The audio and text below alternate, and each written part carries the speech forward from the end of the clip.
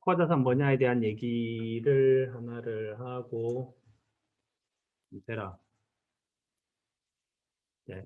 오늘 코어 자산 뭔가에 대한 얘기하고 그다음에 세틀라이트 자산, 그다음에 트레이딩하는 거, 그다음에 ETF 밸류에이션 이렇게 이제 얘기를 한번 해볼 생각입니다.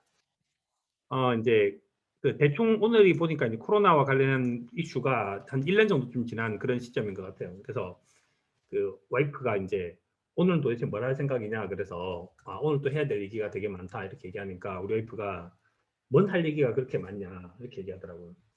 저도 이제 웬 할 얘기가 우리가 이렇게 많을까 이런 생각이 들었어요. 그래서 보통 뭐 그런 거 있지 않습니까? 한 1년 정도 좀 지났으면 야 그동안 우리 수고했으니까 우리끼리 박수 한번 치자 뭐 이런 얘기를 할 것 같은데 그거 할 시간이 별로 없죠. 그 제가 옛날에 이제 그 테드 컨퍼런스 이걸 보면 테드 컨퍼런스는 자기 소개하는 시간이 없습니다. 하이 헬로우도 없습니다.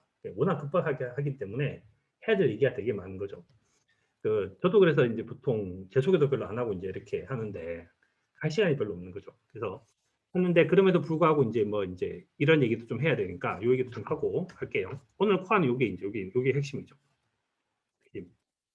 자, 지난주에 이제 질문하신 거 중에서 뭐가 있었었냐면 자, 그래서 이제 그 첫 번째 했던 거는 이제 뜬금없는 질문인데 그래서 이제 라이브에서 질문하려고 했었는데 지난주에 이제 버퍼링이 많이 걸려서 못했는데 제가 이제 추가적인 기법이 있다고 했는데 그 기술적 분석이랑 관련이 있는 거예요? 없습니다. 저는 기술적 분석 전혀 쓰지 않고요. 그거 쓰지 않고 그냥 다른 기법을 쓰는데 이건 추가적으로 제가 설명하기엔 시간이 너무 많이 걸려서 그 뭔가 이제 약간 렐러티브한 방법을 찾았다. 뭐 그런 이제 정도 좀 하고 넘어갈게요. 그다음 요 얘기는 이제 MSCI에서 EPS나 퍼에 대한 그 수치 넘버를 갖다 확인할 수 있는 사이트가 있을까요? 이렇게 이제 질문을 하셨는데 일단 제가 이제 그 무료인 사이트를 두 개를 찾아 놓은 게 있는데 그 이제 구글에다가 S&P 500 포워드 12months EPS 이렇게 검색을 해요. 이렇게 검색을 하면 어떤 자료가 뜨냐면 이런 자료가 뜹니다. 팩셋에서 뜨는 자료인데 팩셋. 그래서 얘를 누르면 어떤 게 좋은 건가 하면 리얼타임은 아니지만 리얼타임은 아니지만 이제 자료가 이제 3월 19일 자료죠. 3월 19일 자료고 숫자로 나오지는 않는데 이제 얘가 미국의 EPS가 지금 이제 모멘텀이 좋아지고 있다. 이런 자료들이 나와요. 그래서 이 정도쯤 되는 자료를 무료로 보려고 하면 무료로 볼 수는 있다. 이렇게 팩트 자료를 보시면 되고 이게 진짜 지우고 싶네. 하여튼 그게 하나가 있고 이제 MACI에서 갖고 있는 자료는 이제 유료로 봐야 되는데 원하시는 게 한국에 대한 자료였는데 자료를 검색을 해서 여기다가 이제 코리아 쳐서 코스피로 내가 쳐봤고 그다음에 이제 그 뒤에다가 이제 그 코스피 200 이런 게 쳐봤는데 자료가 이제 없더라고요. 이렇게 자료가 자료가 없는데 그래서 지금 현재는 미국 자료 같은 경우는 자료가 있고 S&P 같은 경우는 다른 나라 자료들은 아직까지 제가 모르겠습니다. 그래서 여기서 보면 일단은 무료로 볼 수 있는 자료가 있다. 그다음 제가 재밌는 자료를 하나 이제 또 알려드리면 어떤 자료가 있는가 하면 요게 이제 그 한국 거, 그다음에 대만 거, 그다음에 이제 유럽 거, 그다음 홍콩, 그다음 미국 거 이렇게 있는데 이게 이제 어떤 부분이 있냐면 여기 들어와서 검색창에 여기다 아마존 이렇게 치면 오른쪽에 있는 자료들 이렇게 이제 이렇게 쓱 예, 이렇게 바뀌고 여기 들어와서 이렇게 돼 있는 자료도 데이터에 모두 새로 고침 누르면 자료가 이제 이렇게 바뀝니다. 자료가 좀 신기하죠 이거. 이게 이제 어떤 서비스를 하는가 하면 저는 이제 그 마이크로소프트사가 어떤 서비스를 시작했는가 하면 데이터에 뭐 이런 서비스 있죠. 이런 서비스. 이 서비스를 시작을 했거든요. 서비스를 시작을 했는데 뭐뭐를 하면 저 서비스를 받을 수 있냐 하면 이렇게 하면 받을 수 있는데 일단 제가 쓰고 있는 건 이제 윈도우 365를 쓰고 있어요. 윈도우 365. 아직 마이크로소프트 365, 오피스 365. 오피스 365를 제가 이제 유료로 구독을 하고 있고 그다음에 이런 서비스를 받을 수 있는데 뭐가 있냐면 계정에 들어와서 오피스 참가자에서 베타 채널을 등록하지 않습니까? 등록을 하면 이런 자료를 볼 수 있어요. 그러니까 이제 여기다가 뭐 알고 있는 뭐 코드 번호 쳐서 17670인가? 17670인가? 코드 번호 모르겠어요. 그래서 이제 뭔가 한국 거도 이제 코드 번호를 치고 한국 거도 이제 코드 번호를 치고 하면 이런 자료들을 이렇게 이제 프라이스라든지 이런 식의 함수를 써가지고 위카이 이런 함수를 써서 이게 받을 수 있거든요. 그래서 저는 이제 지금 현재부터 시작해서 지금 당장 우리가 이제 구글이야 이제 그 뭐라 그러지? 그 구글에서 이제 검색을 하면 자료가 잘 안 나오고 이 자료를 이제 별도로 하려고 하면 블룸버그라든지 뭐 그렇지 않으면 로이터라든지 이런 것들 유료로 쓰는데 전 좀 지나면 이제 MS가 이걸 무료로 서비스해 주는 시대가 오지 않을까 이런 생각이 좀 들기도 해요. 그래서 자료를 갖다가 뭐 여기다가 이제 ETF 이름 같은 거 써서 뭐 SP, 엑셀 이런 것도 치면 계속 이상한 짓 하고 있네. 치면 이렇게 자료가 나옵니다. 이렇게. 그래서 이 서비스를 하려고 하면 뭘 해야 되는가 하면 이제 오피스 365 이거 서비스를 구독을 하고 그 다음에 이제 저기다가 이제 베타 채널을 해서 그 요런 것들을 구독을 하시면 돼요. 구독을 하시면. 그래서 이제 아주 장기적으로는 이런 서비스를 이제 우리가 무료로 쓸 수 있는 게 곧 오지 않을까 이런 생각이 듭니다. 그래서 하여튼 뭐 지금 현재는 자료가 대부분 유료로 있는데 그런 것들도 조금씩 하나씩 둘씩 무료가 되지 않을까 이런 생각이 듭니다.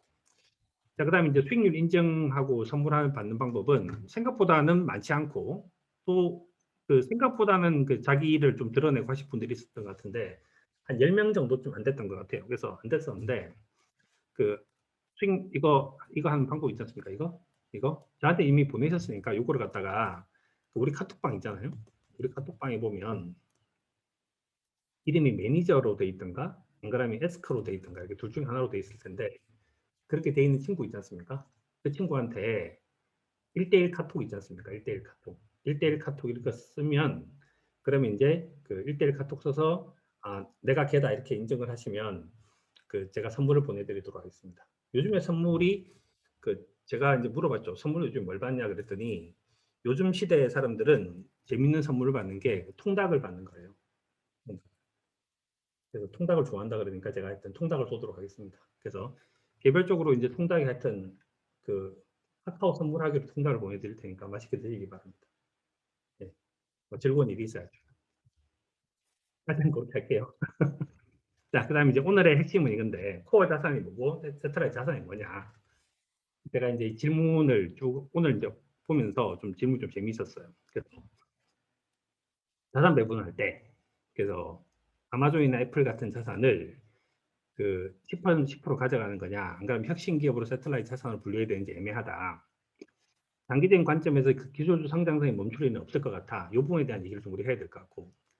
그다음에 이제 아마존 애플을 사고 파는 개념인 트레이딩이고 그렇지 않으면 코어 자산이다. 뭐 저는 코어가 그 QQQ 뭐나 나스닥 지수다. 뭐 이런 얘기를 했었었는데 저는 이제 이 부분에 대한 생각이 약간 좀 다른 것 같아서 이 부분에 대해서 정리를 일단 한 판 하고 넘어갈까 해요.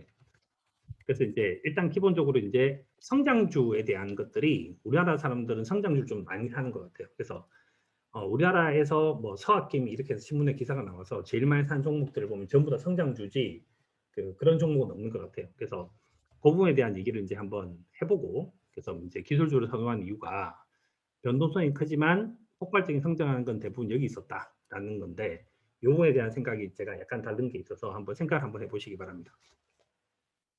피터 틸이라는 사람이 있어요. 피터 틸. 왕 똑똑한 사람이죠. 엄청 똑똑한 사람이고 이 사람이 그 미국의 이제 실리콘밸리에서 어 저기 그 피터 틸이랑 같이 일을 했던 사람들이 그래서 그 뭡니까 저기 앨런 머스크를 비롯한 그런 사람들이 전부 다 뭐가 있는가 하면 피터 틸 사단에 있는 사람들이죠. 근데 피터 틸이 제로톤이라는 책을 썼는데 제로톤이라는 책이 아주 재밌는 훌륭한 이제 그 책입니다. 그래서 뭔 얘기를 하는가 하면 이 사람이 세상을 두 가지로 프레임을 나눠요. 하나는 글로벌라이제이션이고 하나 이제 테크놀로지 어드밴스먼트 기술 발전이 두 가지로 나눕니다. 그래서 뭔 얘기를 하는가 하면 19세기는 기본적으로 세계화도 일어났고 기술 발전도 일어났다. 그래서 그때는 우리가 모두 행복했다라는 얘기를 합니다. 이 당시에 이제 제가 그 어느 중인이 대한민국의 한 중인이 조선시대 한 중인이 그 미국을 이제 방문한 얘기가 나와요. 미국을 방문한 얘기가 나와서 거기를 갔더니 옆집 어떤 애는 전화를 만들고 있고 어떤 애는 전기를 만들고 있고 어떤 애는 이제 뭔가 투공기를 만들고 있고 저쪽에서는 어떤 애가 엘리베이터를 만들고 있더라. 이 모든 것들이 한 시대에서 일어났던 겁니다. 한 시대. 그래서 마치 그 추계 시대처럼 한꺼번에 공자, 맹자 이런 사람들이 한꺼번에 나타나는 것처럼 한꺼번에 소크라테스, 아리스토텔레스 이런 사람이 나타나는 것처럼 그 시대에 동시에 한 방에 나타났다는 거예요. 그래서 19세기는 어떤 일이 있었었는가 하면 19세기는 전체적으로 세계화도 빠른 속도로 일어났고 기술 발전도 빠른 속도로 일어났기 때문에 생산성이 굉장히 빠른 속도로 좋아져서 모두 행복했다는 겁니다. 1914년부터 1970년도까지는 뭐가 있었는가 하면 러시아, 그러니까 러시아를 안 불렀죠. 소련이 있었고 중국이라고 부르지 않았습니다. 중공이 있었죠.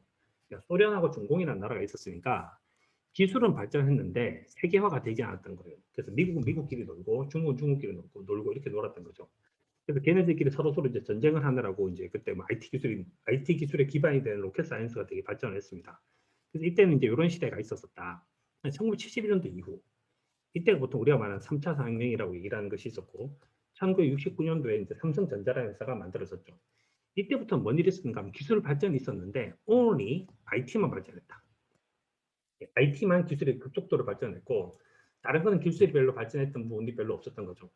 지금 문제 우리도 생각을 해보면 1969년도부터 시작 지금까지 뭐가 급격하게 바뀌었을까? 철강을 생산하는 방법 그대로 있고 자동차를 만드는 방법도 그대로 있고 뭐 집을 짓는 방법도 그대로 있고 뭐 특별히 뭔가 바뀐 게 없습니다. 뭐니까 그 당시에 처음으로 봤던 뭐 볼펜 이런 것들과 혁명적으로 바뀌었냐 그런 게 별로 없죠. 지금 바뀐 건 오로지 그냥 이쁘게 하는 디자인 정도만 바뀐 것 같아요. 디자인 정도. 그러니까 차가 옛날보다 좀 더 새끈해진 거죠. 새끈해진 거. 그래서 차도 여전히 똑같은 방식으로 만들었습니다. 그래서 뭐 포드가 초기에 만들었던 자동차나 현재 만들어진 자동차에 큰 변화가 있냐? 큰 변화가 없다 이거죠. 그런데 뭐만 바뀌었냐 하면 IT는 급속도로 바뀌었다. 현재 우리가 쓰고 있는 컴퓨터라든지 스마트폰이라고 하는 세상은 되게 많이 바뀐 거죠. 그러니까 현재 우리가 딱 봤을 때 기억나는 거 얘밖에 없어요. 그러니까 지금은 급속도로 바뀌고 있는 건 오로지 IT 기업들이 있고 IT 기업들만 성장주고 다른 대부분의 기업들은 사실상 가치주에 이제 편입돼 있다 이거죠. 그랬는데 과연 이제 앞으로는 어떻게 될 거냐 이건데 앞으로는 저는 4차 혁명이 연결의 시대라는 얘기에 대해서 가장 이제 이게 제일 맞는 말인 것 같아요. 제일 맞는 말인 것이 현재는 우리가 말하는 제조업이라든지 생물학이 전부 디지털을 하고 있죠. 그래서 뭔 얘기를 하는가 하면 테슬라에 대해서도 그런 얘기를 하는데 그 움직이는 스마트폰이라는 얘기를 합니다. 스마트폰인데 얘가 움직인다는 거죠. 지금 모든 만들어진 제품들은 뭔가 하면 얘네들이 결합을 해야 돼요. 바이오가 되게 놀라웠던 이유도 바이오가 테크랑 결합했기 때문인 거고 지금 이제 최근에 파이낸스가 되게 놀라운 것도 파이낸스도 테크랑 결합하기 때문이죠. 그래서 핀테크라는 말도 있고 근데 사실상 들어가 보면 테크핀에 가깝지 핀테크에 가깝지는 않아요. 세상 움직이고 있는 동력이 테크지 세상 움직이는 동력이 핀은 아닌 거죠. 그래서 이런 일이 만들어지면 어떻게 될 건가. 그래서 제가 생각하는 3차 상명에 대한 그림은 이제 이건데 보통 세 단뛰기라는 것이 있어서 3단뛰기가 홉, 스텝 그리고 점프라는 게 있습니다. 홉은 이제 내딛는 거고 스텝은 균형 맞추는 거고 점프가 제일 멀리 가는 거죠. 그래서 3차 상명이 그 지금까지 홉이었다고 생각을 하면 4차는 점프가 아닐까 이런 생각이 들거든요. 그 말은 무슨 뜻인가 하면 지금까지 발전하지 않았던 부분들이 되게 많은데 발전하지 않았던 거. 그래서 예를 들자면 이렇게 되는 거죠. 예를 들자면 저랑 속도가 비슷하니까 저는 그건 되게 좋은 것 같아요. 지난번에 혼자 떠든 것 같은 이상한 느낌이 좀 들어서 현재 뭐가 바뀔 거냐 하면 이게 바뀔 거라고 보는데 현재 IT하고 에너지가 만나겠죠. 이렇게 그래서 에너지가 만나서 엑슨모빌이라든지 쉐브론이라든지 페트로차이나라든지 이런 회사들이 전부 IT를 쓰게 되면 어떻게 될까? 화학회사. 그래서 뭐 이런 회사들이 쓰면 어떻게 될까? 철강회사. 보산철강이라든지 포스코가 IT를 결합을 하면 어떻게 될까? 조선회사들이 IT를 결합하면 어떻게 될까? 자동차가 IT를 결합하면 어떻게 될까? 그럼 테슬라가 되겠죠. 그 다음에 예를 들어서 뭐 루이비통 같은 회사들이 IT를 결합하면 어떤 서비스가 나올까? 유통회사들, 아마존 같은 경우는 전부 IT 회사들이고 이런 회사가 어떻게 될까? 은행에서 IT 서비스를 하게 되면 과연 정말 우리는 환전이라고 하는 걸 앞으로 어떻게 생각하게 될까? 그 다음에 이제 여기 뭐 디스플레이 이런 것들도 그 금융을 만나게 되면 이제 어떤 일이 벌어질까? VR, AI 되면 어떻게 될까? 이런 것들을 다 생각을 한다고 생각을 하면 저는 앞으로 일어나야 될 성장이라고 얘기를 하는 것은 BIT에서 올 수도 있다는 생각을 좀 하고 있어요. 서로 거스르지만 일단 넘어가는 걸로 합시다. 자, 그래서 이제 이런 일이 벌어진다고 생각을 한다면 저는 우리가 이제 가져가야 될 자산의 핵심으로 코어 자산으로 그것이 성장주가 현재까지의 성장주는 전부 IT를 기반한 거였는데 앞으로의 성장주는 IT가 아닌 것에서도 나올 수 있다는 생각을 이제 합니다. 네, 그런 생각을 이제 하나 하고 있고요. 그 다음에 이제 나오는 부분들이 이제 그러면 구체적으로도 지금 뭘 사야 되냐 이건데 앞으로 포트폴리오 계획을 하고 있다. 그래서 핵심 자산이 경기 성장주로 SPXL을 샀던 건 저는 아니에요. 그래서 얘가 지금 이제 SPXL을 샀던 것은 그것이 시가총액 상위 기업들이 포함되기 때문에 얘를 사는 거지 경기 성장주로 가져간 건 아니고 채권으로 가져가는 것보다 이걸 보유하는 것이 어떤 점에서 좋을까요? 이 부분에 대해서 답변 이제 질문을 어느 분이 하셨고 답변을 쭉 써놨습니다. 쭉 써놔서 뭐 ARKK는 어떻게 쭉 했는데 이제 요 답이 제일 이제 교과서적인 답인 것 같아요. 그래서 개별적인 포트폴리오 구성하는 거는 기대 수익률, 위험, 그다음 시장 상황에 따라 달라지고 그런데 이제 SPXL 같은 것들 핵심 자산을 장기적으로 보유하는 것은 괜찮은 자산이다. 그러나 S&P가 좋은 이유는 시가총액이 어떻다. 미국 시총이 전체적으로 90% 설명하고 있다. 이런 부분들이죠. 그다음에 버핏도 그런 얘기를 했는데 나도 인덱스 펀드에 투자하라고 얘기를 하고 있다. S&P 주주에 편입되기 위해서 이러이러한 조건들이 있다. 이건 뭐 저도 잘 몰랐던 얘기입니다. 그래서 S&P에 투자를 한다는 것은 결국은 미국에 투자를 한다는 거다. 워렌 버핏은 이런 말을 한 적이 있다.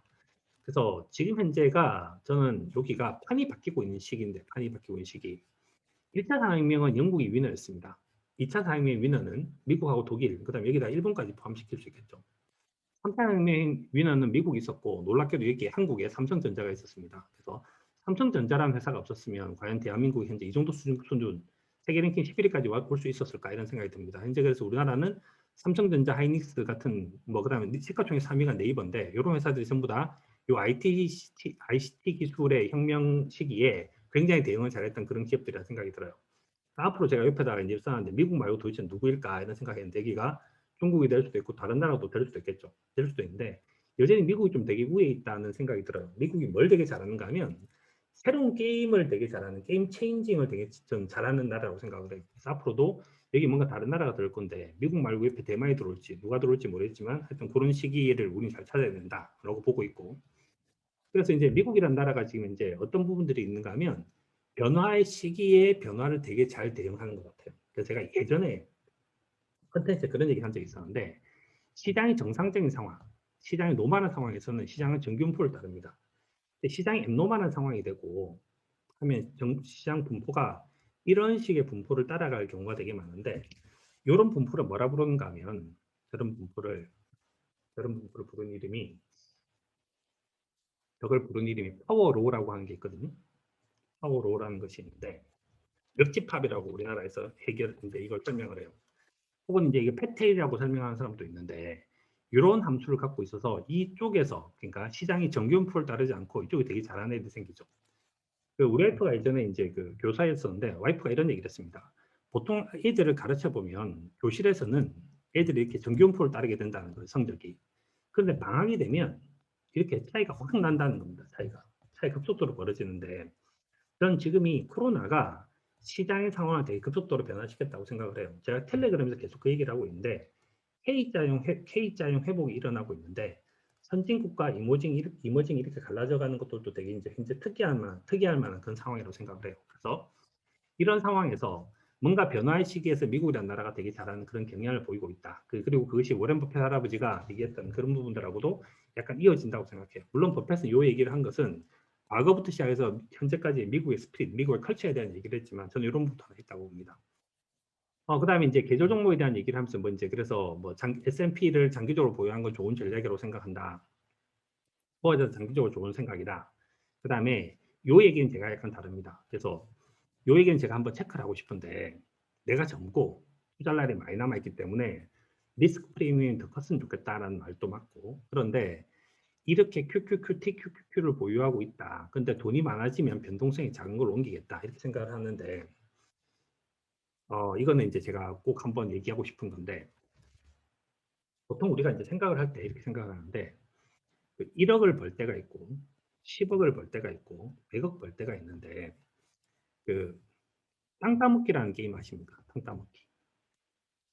땅 따먹기라는 게임을 한번 해보면 제가 어렸을 때 되게 많이 했던 게임인데 땅 따먹기라는 게임을 하면 전부 다 이렇게 이제 세 명이 이렇게 잡고 시작을 합니다. 잡고 반드시 세 번 안에 들어와야 되는 거죠. 세 번 안에 팅 튀고 팅 튀고 팅 튀고 와야 되는데 처음에 과감하게 굉장히 멀리 보내는 애들이 꼭 있습니다. 멀리 보내 이렇게 이제 오는 애가 있죠. 대부분 이제 망해. 근데 누가 대부분 성공하는가 하면 처음에는 작게 시작하고 그다음에 또 작게 시작하고 작게 시작했다가 이 판이 커지게 되면 그다음부터 땅따먹기 할 때 이제 이럴 때는 손을 안 튕기고 발로 찹니다. 이렇게 핑 차고 발로 차고 이렇게 들어오죠. 왜냐하면 땅이 커졌기 때문에. 땅이 커졌기 때문에. 근데 이것도 저는 투자도 거의 좀 비슷하다는 생각이 드는데 땅 따먹기랑 뭐는 비슷한가 하면 처음에 1억을 만드는 과정은 정말 정말 조심스럽고 조심스럽고 조심스러워야 돼요. 그 다음에 1억이 3억이나 혹은 5억 정도쯤까지 가는 과정들도 나름 조심스러워야 돼요. 근데 자산이 한 5억을 넘어서거나 10억 정도쯤 넘어서면 충분히 과감해도 됩니다. 충분히 과감해도. 그래서 돈이 작은 상태에서 리스크를 많이 거는 것보다는 돈이 적은 상태에서는 좀 뭐라 그럴까 위험을 걸긴 걸지만 그래도 관리되어지는 게 되게 중요하거든요. 리스크를 매저를 하고 리스크가 매니지먼트가 돼야 되는데 리스크가 매니지먼트 되지 않고 오로지 리턴만 쫓아가는 유의 것들은 합리적이진 않다는 거죠. 합리적이진 않다. 그래서 뭘 전 해야 된다고 생각하는가 하면 나이가 어리고 투자할 날이 많아서 그다음에 주식에 대한 비중을 키워가는 건 당연히 맞는 얘기겠지만 그 주식을 QQQ로 가져가다가 뭘 좀 벌면 SPY로 옮기겠다. 전 이건 좀 아니라고 생각한다는 거예요. 그래서 오히려 적은 돈을 벌 때는 코어 자산에 대한 관리를 훨씬 더 잘해야 되지 않을까 이런 말씀을 제가 드리고 싶고 그다음에 이제 뭐 이제 다르다. 나는 생각이 다르다. 겨울에 필요한 주식 전략은 알파 마이너스 베타다 이 얘기를 했었는데 어 이거는 이제 이게 있습니다. 그러니까 투자를 하는 데 있어서 장기 투자를 한다. 면 뭘 버텨야 되는가 하면 변동성이라고 하는 걸 버텨야 돼요. 발라틸리티라고 하는 걸 버텨야 되는데 이게 참 어려운 일입니다. 참 어려운 일. 그래서 베타라고 하는 부분들, 베타의 부분에 대해서 워렌 버핏 할아버지는 어떤 그래도 뭔 얘기를 하는가 하면 나는 이제 그 시장이 효율적이라고 말을 한 학계의 말이 난 너무 싫다. 그 다음에 베타를 갖고 투자를 한다는 말을 난 이해할 수가 없다. 워렌 버핏은 이렇게 얘기합니다. 사실 버핏 말이 맞죠. 근데 버핏 말이 맞는 것은 뭔가 하면 그 사람이 우리보다 월등히 똑똑해서 그렇게 말을 할 수도 있고 그 사람이 우리보다 월등히 돈이 많아서도 그 얘기를 할 수 있고 그 사람이 갖고 있는 그 옆에 파트너들이 워낙 월등한 사람들이어서 그렇습니다. 워렌 버핏이 1999년도에 그 당시에 그 시장을 얼마나 언더퍼폼했는가 하면 한 마이너스 70% 정도 좀 언더퍼폼했거든요. 근데 그때도 사람들이 뭐라 그랬는가 워렌 버핏이 다 추종하고 버핏을 엄청나게 사랑을 했었어요. 근데 그때 다른 많은 언론 다른 많은 사람들 뭐라 그랬는가 하면 저런 일은 있을 수가 없다. 워렌 버핏이기 때문에 가능하지 다른 사람 같았으면 저런 건 택도 없다라는 얘기를 전 했어요. 저는 그 말이 되게 맞는 말이라고 생각해요. 그건 워렌 버핏 정도쯤 돼야지 할 수 있는 말입니다. 그 말은 어떠신가 하면 장기 투자를 하고 하는 데 있어서 나는 기본적으로 변동성이라고 하는 걸 다 무시하고 난 오로지 저 회사가 갖고 있는 10년 뒤, 20년 뒤 전략만 보고 갈 거예요. 이 말을 정말 실천할 수가 있는가? 실천할 수가. 저 정말 진짜 힘든 일이라는 거예요. 정말 진짜 저거 가슴이 찢어집니다. 그래서 2020년 1월달, 2월달에 샀던 사람이 뭐 3월달만 되면 뭐 그래서 뭐 막 죽이려고 이제 막 다투고 이렇게 하는 일들이 엄청나게 많은 이제 일상 다반사인 거죠. 하다못해 뭘 하는가 하면 딱 사자마자 지금 이제 한 1, 2주 사이에도 뭐 세상이 막 이제 난리가 날 것처럼 얘기를 하는데 이런 일은 진짜 어려운 일이에요. 그러니까 저는 장기 투자를 하고 싶은데 장기 투자가 뭐야 되는가 하면 시장의 변동성도 고려해야 된다고 하는 것이 제 생각입니다. 제 생각. 그래서 변동성도 고려해줘야 되는 것이 내가 저 회사가 좋은 거 아는데 저 회사가 좋은지를 알지만 그럼에도 불구하고 끊임없이 우리가 외부 사람들한테 충격을 받고 사는데 이게 쉽지 않다는 거예요. 그래서 저는 이 두 가지를 섞어서 난 나름대로 얘도 하고 했는데 뭐가 제일 좋던가 하면 나는 베타를 관리하는 게 좋다는 거예요. 저는 그래서 포트폴리오 베타를 관리하는 것들을 씁니다. 쓰는데 그래서 이제 저도 이제 뭘 하니까 지난주에 이제 그 이름이 나왔던 그 저희 와이프 친구들 그다음에 이제 저희 와이프가 국어 선생이었었기 때문에 그 친구들이 선생님들이 되게 많아요. 그런 사람들이 이제 가끔 저한테 물어보는 것이 도대체 그러면 살아가는 얘기만 하는데 도대체 언제 파냐 이렇게 얘기를 하거든요. 혹은 그러면 SPY라든지 이런 건 도대체 언제 파냐? 그래서 언제 파는가 하면 겨울에 판다 이렇게 얘기합니다. 겨울에 판다. 봄에도 들고 있고 여름에 들고 있고 가을에 들고 있는데 겨울에는 파는 것이 좋다. 저는 이렇게 생각하거든요. 그러니까 이거를 갖다가 끝까지 들고 갈 수도 있겠지만 저는 끝까지 들고 간다는 건 되게 힘든 일이라고 생각해요. 언제 파는가 하면 이제 두 번 정도쯤 되는 것들을 파는데 그래서 그 파는 전략을 쓸 때가 이제 제가 말하는 이제 알파 마이너스 베타 전략을 쓰고 이때쯤 되면 채권 시장에 대한 비중을 이제 늘립니다. 그래서 그까지 올라면 한참 멀었는데 그래서 그 하고 싶은 얘기는 그러니까 저는 이제 그 S&P 500이라고 하는 ETF를 사든지 그런 것들을 영원히 사자고 제가 주장하는 건 아니고 적절할 때 팔아야 될 기회가 있는데 그 팔 때는 뭐가 있는가 하면 장단기 금리가 이제 역정이 되기 시작하고 테드 스프레드가 올라서기 시작하고 그런 여러 가지 전략이 나오면 당연히 그때는 팔아야 된다. 그러니까 계속 가져가지는 않는다는 겁니다. 그래서 당연히 버핏이랑 저는 좀 다른 거고 그래서 그것도 제가 책에 보면 적어놨습니다. 그래서 그때 뭐라 썼는가 하면 제가 겨울에 대해서 쓴 부분들이 채권 대 주식 대 기타 자산 이렇게 써서 요걸 갖다 6대 3대 1 이렇게 써놨었거든요. 요 6이 뭔가 하면 장기채를 사는 거고 요 30% 사는 것이 뭔가 하면 이제 유틸리티 하고 텔레콤을 사는 거고 요 10%에 사는 것이 뭔가 하면 달러를 사거나 혹은 골드를 산다. 이렇게 이제 제가 책에 적어놨었어요. 그래서 이렇게 사는 것이 겨울 종목입니다. 그래서 겨울 종목에는 뭐가 빠져 있는가 하면 S&P가 빠져 있는 거죠. 그래서 당연히 저렇게 판다. 근데 이제 요까지 얘기를 하는데 앞서서 그럼 코어 자산이 도대체 뭐냐? 얘를 이제 교과서적으로 제가 좋아하는 게 교과서적인 거니까 요 얘기 한번 해볼게요. 요 얘기. 코어 자산을 저렇게 이제 나오게 된, 저 답이 하나 툭 던져지게 된 모든 것들에 대한 근원이 뭐가 있냐면, 그럼 코어 자산을 가는 과정들은 도대체 뭐냐를 하나를 줘라라고 얘기를 하면 저는 되게 괜찮은 책이 방금 나왔던 요 책이라고 생각해요. 세계 금융시장을 뒤흔든 투자 아이디어라고 하는 책이 있습니다.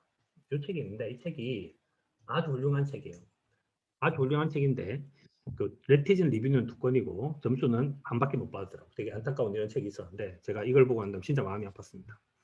책 내용은 이겁니다. 책 내용은. 그래서 상하탑에 나왔던 투자 해법 이렇게 해서 바슐리의 투기 이론 여기가 뭐가 있는가 하면 처음으로 기술적 분석에 대한 얘기를 하는 거예요. 그래서 기술적 분석에 대한 얘기를 해서 과연 우리는 시장을 맞출 수 있냐.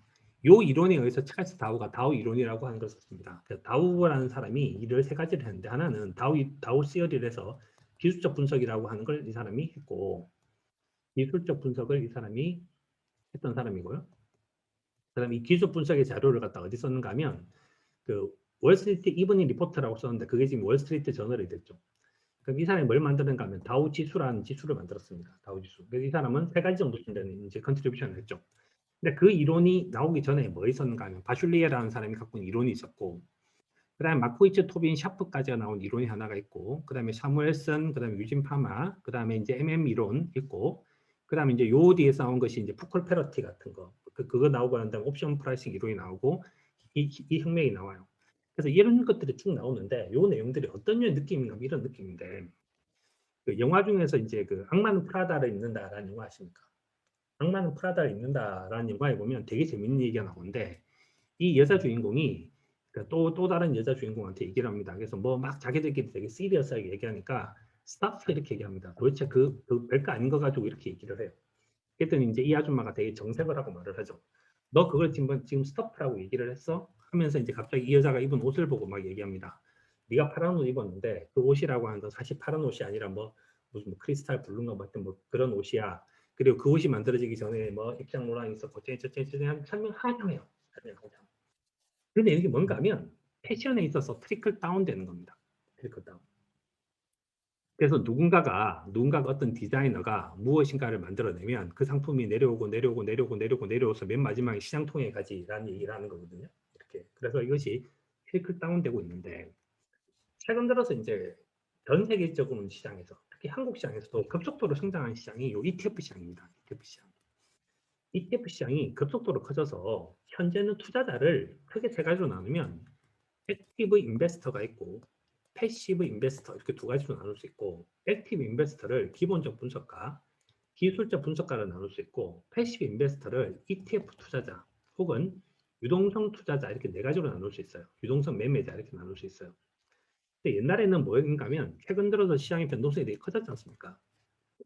변동성이 되게 커졌는데 그래서 뭐가 커졌는가 하면 과거에 비해서 급속도로 커진 부분이 하나가 있어요. 커진 부분이 하나가 있는데 그 예전하고 좀 많이 달라진 것이 VIX 지수 같은 걸 보면 VIX 지수를 보면 지금 이거 봤던 사람들이 최근에 투자에서 성공을 잘 못했죠. 못했는데 시장을 이렇게 장기적으로 보면 예전에는 변동성이 이렇게 낮아지면 10m로 떨어졌습니다. 근데 지금은 변동성이 떨어져도 20m로 20 이상 정도쯤 수준이 있죠. 지금은 변동성의 앱솔루트 레벨이 단위가 10에서 단위가 20으로 커졌어요. 변동성이 되게 커졌는데 변동성이 왜 커졌냐 하면 저는 이 ETF 시장이 커져서 그렇다고 생각해요. 예를 들어서 시장에서 누군가가 산다. 옛날엔 샀었을 때 액티브 투자자가 컸기 때문에 얘만 사거나 얘만 샀어요. 지금은 사면 기본적 분석가가 예를 들어 산다. 그럼 기술적 분석가도 이제 가격이 많이 올라가면 따라 사죠. 얘가 사면 얘도 삽니다. ETF 투자자들도 사죠. 할 때는 누가 파는가 하면 기본적 분석가가 예를 들어서 최근처럼 만약에 유럽에서 코로나 확진자가 또 늘었다 그러면 기본적 분석가가 팔겠죠. 가격이 많이 떨어지면 기술적 분석가가 팔겠죠. 근데 얘네들이 가격을 떨어뜨려 버리면 ETF 매매자들도 따라서 팔아요. 그다음 그것이 손절까지 나오게 되면 유동성 매매자까지 나오게 되는 거죠. 그래서 과거에는 시장의 변동성이 이런 수준이었으면 지금 시장의 변동성이 이렇게 커졌습니다. 변수 커지는데 누가 되게 큰 컨트리뷰션을 했는가 하면 저는 그 패시브 펀드가 되게 커졌고 이 패시브 펀드를 누가 운용하고 있는가 하면 런바이 AI죠. 인공지능에서 투자가 되다 보니까 저 파트가 되게 커져버린 겁니다. 그래서 이런 일들이 발생을 하고 있는데 그러면 현재 우리가 하고 있는 ETF라는 시장은 도대체 어떤 식의 연유를 가지고 만들어졌냐 그래서 그것이 어떻게 트리클 다운 됐냐에 대한 얘기를 하면 최초에 이 양반이 있었습니다. 이 양반 머리 벗겨진 이 양반 해리 마코이치라는 분이 있었고 해리 마코이치라는 분이 뭐랬는가 하면 포트폴리오 선택 이론을 썼어요. 그 전까지는 전부 다 종목 선택하는 방법을 얘로 바꾼 거예요. 그래서 세상에 공짜 없고 계란 한 바구니 넘으면 안 되고 효율적 투자는 사람마다 다르다라고 하는 모든 사람들이 말로는 설명할 수 있었지만 계량화할 수 없었던 것을 계량화를 하는 시도를 합니다. 그래서 이 사람에 의해서 만들어진 것이 디피언트 프론티어 라인이라고 하는 것이 만들어져요. 그다음 이제 이 아저씨 토빈의 정리를 만든 토빈이기도 하고 이제 이 사람 토빈세를 만든 토빈이기도 한데 이 사람은 점 하나를 껐습니다. 점 하나 찍죠. 점 하나 찍어서 여기다가 이제 점을 하나 찍어서 RF 이렇게 선을 딱 긋게 되죠. 오, 너무 잘 껐다. 이 선을 다 긋게 되죠. 이걸 뭐라 불렀는가 하면 이거를 슈퍼 포트폴리오라고 붙였습니다. 슈퍼 포트폴리오. 그래서 저만한 것을 뿐인데 슈퍼 포트폴리오를 탄생시켰어요. 그래서 토빈이 굉장히 훌륭한 일을 했고 그런데 그럼에도 불구하고 아직까지 토빈이 그러니까 토빈의 의미가 있는 토빈의 의미 이거 몇 가지만 얘기하면 안전한 종목으로 이루어진 포트폴리오는 과연 좋은 포트폴리오야? 답은 노입니다. 미만의 레이버 카운트는 어떻게 운용하면 원금 소지 가능성이 없냐? 채권을 많이 사면 된다. 채권을 많이 사면 된다. 이게 답입니다. 세 번째는 답이 뭐겠습니까? 주식형 펀드는 주식을 몇 프로 보게 된다. 답이. 이 답이 100%예요. 100%. 그래서 토빈이 말을 한 것은 현대적 의미는 뭐냐면 이런 현대적 의미는 뭐냐면 얘와 얘를 사서 포트폴리오 짜란 말은 뭔가 하면 채권은 채권답고 주식은 주식다움 하면 된다는 거를 이제 결정을 하게 된 거예요. 자 이렇게 말을 했고 빨리빨리 넘어갑시다 했는데 근데 그러면 이 포트폴리오가 도대체 뭐냐? 여기서 주식은 주식답고 채권 채권다운 이 주식이 도대체 뭐냐? 뭘 사면 되냐? 이게 이제 그 다음에 나왔던 문제인 거예요. 나왔던 문제인데 그때 이제 마코이츠라는 스승이 있었고 마코이츠 밑에 샤프라는 제자가 있었습니다. 샤프라는 제자가 있었는데 샤프가 얘예요. 얘. 윌리엄 샤프. 정말 샤프한 사람이에요. 이 샤프한 아저씨가 어마어마하게 샤프한데 샤프하고 둘이서 이제 대화를 했는데 마코이츠의 아이디어를 구현할 수 있는 사람이 오로지 샤프밖에 없었습니다. 샤프밖에 없었는데 왜냐하면 샤프가 컴퓨터를 다룰 수 있었던 사람이 있어요. 샤프밖에 없었는데 그때 그 샤프가 무슨 이야기를 하게 되냐면 뭔 얘기를 하게 되는가 하면 포트폴리오 리스크는 공분산에 달려있다라는 얘기를 했고요. 그 다음 모든 종목의 수익은 서로 영향을 받으니까 그 애플 주식에 영향을 주는 요소는 도대체 무엇인가요? 아마존 주식에 영향을 주는 요소는 과연 무엇인가요? 삼성전자 주가에 영향을 주는 요소는 뭘까요? LG화학에 영향을 주는 요소는 뭘까요? 답이 뭔가 하면 전체 시장이에요. 전체 시장. 이게 일단 하나가 떨어진 결론입니다. 저 결론이 떨어지고 그래서 이제 얘가 드디어 윌리엄 샤프가 뭘 썼는가 하면 베타라는 식을 처음으로 썼어요. 베타라는 식. 처음으로 써서 분산보된 공분산이라는 아이디어를 내고 CAPM이라고 하는 이론을 만들어서 숲과 나무 모두를 이제 논했습니다. 그래서 이제 하여튼 이론적인 부분이니까 일단은 오늘 넘어갈게요. 여기서 말을 한 것이 뭔가 하면 샤프가 만든 아주 필연적이지만 허무한 결론이 뭔가 하면 포트폴리오를 어떻게 짜면 될까요? 라는 방법. 이걸 얼마나 많은 사람이 물었겠습니까? 1700년도도 포트폴리오 도대체 어떻게 짜야 될까요? 1800년도도 포트폴리오 어떻게 짜야 될까요? 1900년도도 포트폴리오 어떻게 짜야 될까요? 1950년도도 포트폴리오 어떻게 짜야 될까? 물어봤을 거 아닙니까? 모든 사람들이. 지금 이제 우리가 2021년도도 매일 물어보는 거 아닙니까? 선생님 포트폴리오 어떻게 짜야 됩니까? 물어보지 않습니까? 이렇게. 근데 샤프가 얘기한 거예요. 샤프가. 되게 허무한 결론. 그 허무한 결론이 뭔가 하면 다 사라였습니다. 이게 미치게 하는 거죠. 한 400년을 갖다가 전 세계 모든 투자자들이 매달려서 공부를 했는데 결론이 다 살아였습니다. 다 살아. 근데 얘는 다 살아라는 말을 하고 난 다음에 얼마나 뿌듯했는가 하면 굉장히 뿌듯했거든요. 그래서 이제 자존심이 높아가지고 샤프 사진을 한번 딱 보면 또 느낌이 오죠. 샤프. 샤프 어떤 사람이었냐면 윌리엄 샤프. 윌리엄 샤프가 지금 이제 이랬던 사람이거든요. 이렇게 이랬던 사람인데 늙어가지고 이제 이렇게 된 상태로 이제 노벨상을 받게 돼요. 노벨상을 받게 되는데 다 늙어버렸는데 이 아저씨가 이렇게 자부심이 너무 넘쳤을 때는 이 사람 테니스도 되게 좋아했어요. 테니스. 테니스 엄청 좋아했는데 뭐 테니스 치고 이런 것도 되게 좋아했거든요. 이 사진이 아닌데 하여튼 샤프가 테니스도 되게 좋아했었는데 샤프가 뭐랬는가 하면 이 논문을 내놨을 거 아닙니까? 이 논문을 저널 오브 파이낸스에 딱 내고 난 다음에 자긍심이 붙어가지고 자기의 결론에 대해서 엄청나게 뿌듯했었어요. 그래서 이렇게 생각을 했죠. 아, 이제 내일 되면 월스트리트에서 모든 사람들이 나한테 전화를 해서 물어보겠지. 샤프 선생님 포트폴리오 어떻게 짜면 됩니까? 라고 물어보겠지. 그럼 내가 대답해줘야지. 다 사세요. 다 사세요. 이렇게 대답해줘야지. 라고 생각하고 전화기 옆에서 기다리고 있어요. 근데 그 전화가 25년 동안 안 옵니다. 25년 동안 전화가 안 옵니다. 샤프가 얼마나 이제 삐졌겠습니까? 샤프가 삐져서 아, 도대체 이 인간들이 왜 내가 저렇게 어마어마한 이론을 만들어냈는데 이해를 못했을까? 라고 생각을 했어요. 근데 샤프를 이해해준 사람이 한 명이 나타났어요. 걔 이름 누군가 하면 존 보글이에요. 존 보글. 그래서 존 보글이라고 하는 훌륭한 분이 나타나요. 존 보글이. 존 보글이라는 분이 나타나요. 이 존 보글이라는 분이 그래서 이제 이렇게 대학원생이던 시절에 그 샤프의 글을 보고 난 다음에 아, 포트폴리오 다 짜는 방법을 찾았어. 다 사는 거야. 라는 걸 알게 돼요. 그리고 존 보글이 책을 쓰죠. 존 보글이 책을 쓰죠. 존 보글이 책을 씁니다. 책을 썼는데 그 책이 제목이 그겁니다. 모든 주식을 소유하라. 이게 이 책을 썼죠.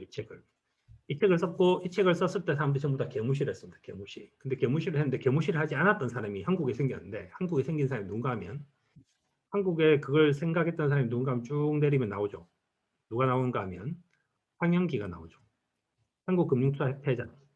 그 다음에 뭐랬는가 하면 이 양반이 삼성그룹 비서실에서 이건희 회장의 사부로 알려져 있고 그 다음에 뭐를 해서 삼성투진 사장, 삼성증권 사장, 우리금융회장, KB금융지주 회장을 역임했던 분이 있지 않습니까?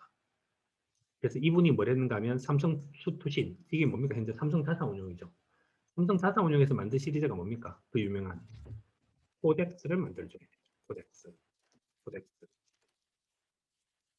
그래서 삼성자산운용이 이 ETF 시장 하나로 우뚝 서게 됩니다. 그전까지만 하더라도 한토 네트워크 시절에 한토 네트워크 시절에 삼성자산운용, 삼성투진 아무도 알아주지 않는 회사였고 태권밖에 할 줄 아는 게 없었는데 갑자기 이 상품 하나를 가지고 우뚝 서게 되죠. 그리고 지금 현재 뭐가 있는가 하면 그 액티브 펀드를 운영하고 있는 미래셋도 타이거를 가지고 이제 미래셋도 들어섰죠. 지금은 모든 사람들이 이쪽에 붙었는데 그 모든 효시가 어디 있었는가 하면 여기서 출발한 겁니다. 여기서. 그래서 이제 글로벌리 보면 존 보그로 여기서 출발을 했고 한국 시장으로 보자면 이제 황영기 전 금융투자협회장 이렇게 출발한 거죠. 그 사람 뭔 말을 들었는가 하면 얘 말을 들은 거예요. 얘 말을. 답은 뭔가 다 사는 거다. 다 사는 거다. 그래서 이것이 제가 이렇게 시간을 많이 들여서 얘기하는 건 뭔가 하면 이거는 역사와 전통을 자랑하고 모든 사람들한테 합의가 된 파트예요. 합의가 된 파트. 그 파트는 뭔가 하면 마켓 포트폴리오를 구사하는 거예요. 그 포트폴리오가 어떤 포트폴리오냐면 네가 지금까지 포트폴리오 운영하는데 여기 있는 포트폴리오가 누가 봐도 제일 좋은 포트폴리오다. 저 위험 투자자인데요. 저 중위험 투자자인데요. 저 고위험 투자자인데요. 뭐 사야 돼요? 그랬을 때 하나의 종목을 찍는다고 생각을 하면 마켓 포트폴리오를 사면 된다. 마켓 포트폴리오. 그러면 저위험 투자자인 그 경우에는 SPY를 저위험 투자자, 중위험 투자자, 고위험 투자가 있는데 고위험 투자자는 예를 들어 40% 산다. 중위험 투자자는 30% 산다. 저위험 투자자는 20% 산다. 이렇게 사면 된다는 거예요. 개별 종목 같은 거 안 살 건데 그러면 너는 그러면 저위험이니까 여기 있는 것들을 갖다가 저위험 투자자니까 30, 40% 사. 고위험 투자자 60% 사. 요거 50% 사. 이렇게 짜면 된다. 이게 답이에요. 이 답까지 나온 어마어마한 긴 기간이 걸쳤고 그렇게 해서 이게 답이에요. 자, 그러면 여기 SPY가 있거나 혹은 IVV가 있거나 VTI가 있거나 VO가 있는데 여기에 뭐가 없는가 하면 QQQ 같은 건 없어요. 왜 그런가 하면 마켓 포트폴리오라고 하는 거는 전 세계 모든 종목들을 시가총액 비중만큼 사줘야 돼요. 그런데 자 그러면 그 말은 무슨 뜻인가 하면 내가 사는데 여기 나와 있는 종목 중에서 내가 여기 투자자다. 내가 인도네시아 사람이다. 베트남 사람이다. 대만 사람이다. 일본 사람이다. 관계없이 전 세계에서 가장 시가총액 큰 것들을 사주는 것이 맞다는 거예요. 그러면 애플, MS, 아마존, 페이스북, 텐센트, 구글, 알리바바, 테슬라, TSMC 요까지를 사면 시가총액 1등부터 시작해 10등까지 사면 이건 사실 나스닥에 별로 차이가 없어요.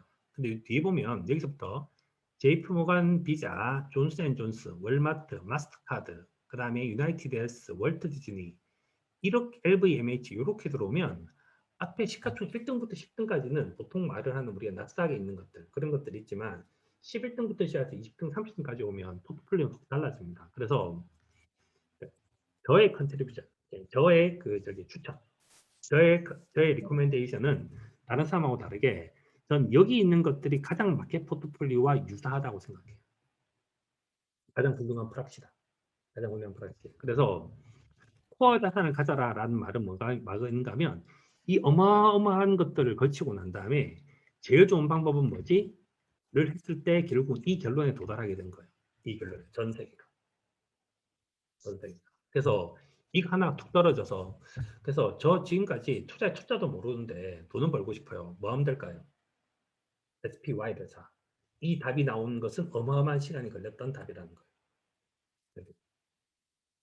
그래서 저게 그냥 뭐 저렇게 생각하는 사람도 있네. 나는 다르게 생각해. 이게 아니라 저건 어마어마하게 많은 석학들이 연구하고 탐구하고 분석하는 결과예요. 결과.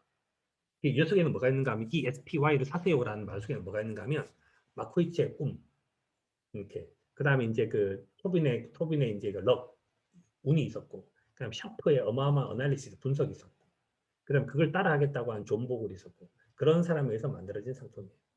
그리고 그런 것들 때문에 결국 우리가 지금 뭘 보고 있는가 하면 우리가 바라보고 있는 건 이런 건 비슷하죠. 네가 시장통에 가서 이 파란색 옷을 봤는데 이 옷이 만들어지기 위해서 얼마나 수십 년, 수백 년 동안에 데이터가 쌓였는 줄 아냐. 그 어마어마한 데이터가 쌓이고 네가 지금 딱 파란 옷을 입고 있는 거야. 네가 지금 오늘도 주문하고 있는 그 SPY는 이렇게 만들어진 거란다. 라는 얘기를 하고 있는 거예요. 그래서 이 코아자산입니다. 코아자산. 코아자산은 마켓 포트폴리오를 사는 겁니다. 자, 근데 이제 그다음에 이제 그 마켓 포트폴리오만 사진 않을 건데 우리가 그러면 SPY나 SPXL 같은 것들을 보유하고 있는데 베타가 큰 것은 베타 조정을 하는 것이 맞다. 베타 조정을 도대체 왜 하냐면 베타 조절은 이거는 내가 감당 가능한가라고 생각하시면 전 좋을 것 같아요. 내가 감당 가능. 그래서 제가 아까 그 얘기잖아요. 이렇게 내가 이제 땅 따먹기를 하는 나도 있고 땅 따먹기를 하는 나도 있고 두 번째는 일단 그걸 쳐다보고 있는 나도 있는 거예요. 쳐다보고 있는 나. 그래서 그 변동성이라고 하는 걸 쳐다보고 있는 나가 있는 거예요. 지금까지 투자자 중에서 제가 이렇게 본 투자자 중에서 가장 전 세계적으로 봤을 때 배포가 제일 큰 사람은 조지 소로스 같은 사람입니다. 소로스는 사실 똑똑하지 않습니다. 근데 이 사람은 일단 기본적으로 이렇게 그것이 남다른 사람인 거죠. 그래서 소로스는 그렇게 얘기합니다.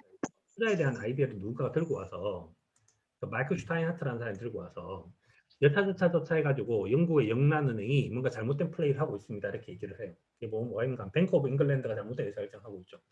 그때 소로스가 얘기합니다. 뱅크 오브 잉글랜드 돈 얼마 갖고 있어? 이렇게 물어봅니다. 우리나라식으로 말하면 뭔가 하면 한국은행에서 잘못된 플레이를 해가지고 한국의 원화가 말도 안 되고 고평가 혹은 말도 안 되고 저평가돼 있습니다. 이렇게 말을 하는 거예요. 그 얘기를 들었을 때 우리가 어떤 생각이 드는가 하면 야 여기 들어와서 이렇게 환율을 들어와서 뭐 1,100원에 들어갔다 1,200원에 나오면 되지 않을까 이렇게 생각할 거 아닙니까? 근데 조지소로서는 그렇게 생각하지 않습니다. 야 한국은행 돈 얼마 있냐? 이게 첫 번째 질문이에요. 한국은행이 갖고 있는 외환 보유고보다 더 많으면 한국은행이 죽여버릴 수 있겠네. 이렇게 생각하는 애인 거예요. 그러니까 이 100%를 이긴다는 건 정말 힘들다는 거예요. 이 100%를.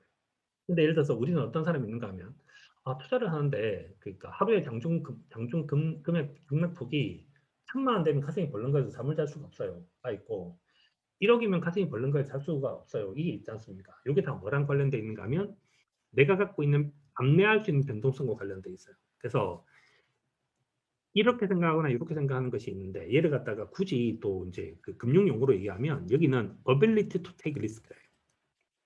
ability. 내가 이걸 감당할 수 있는 능력이 되는가. 여기는 willingness예요. willingness. 이 두 가지가 있는데 ability와 willingness가 부딪히면 그럼 누가 이기는가? willingness가 이겨요. 그래서 이거는 내 마음이 시키는 대로 하는 것이 맞아요.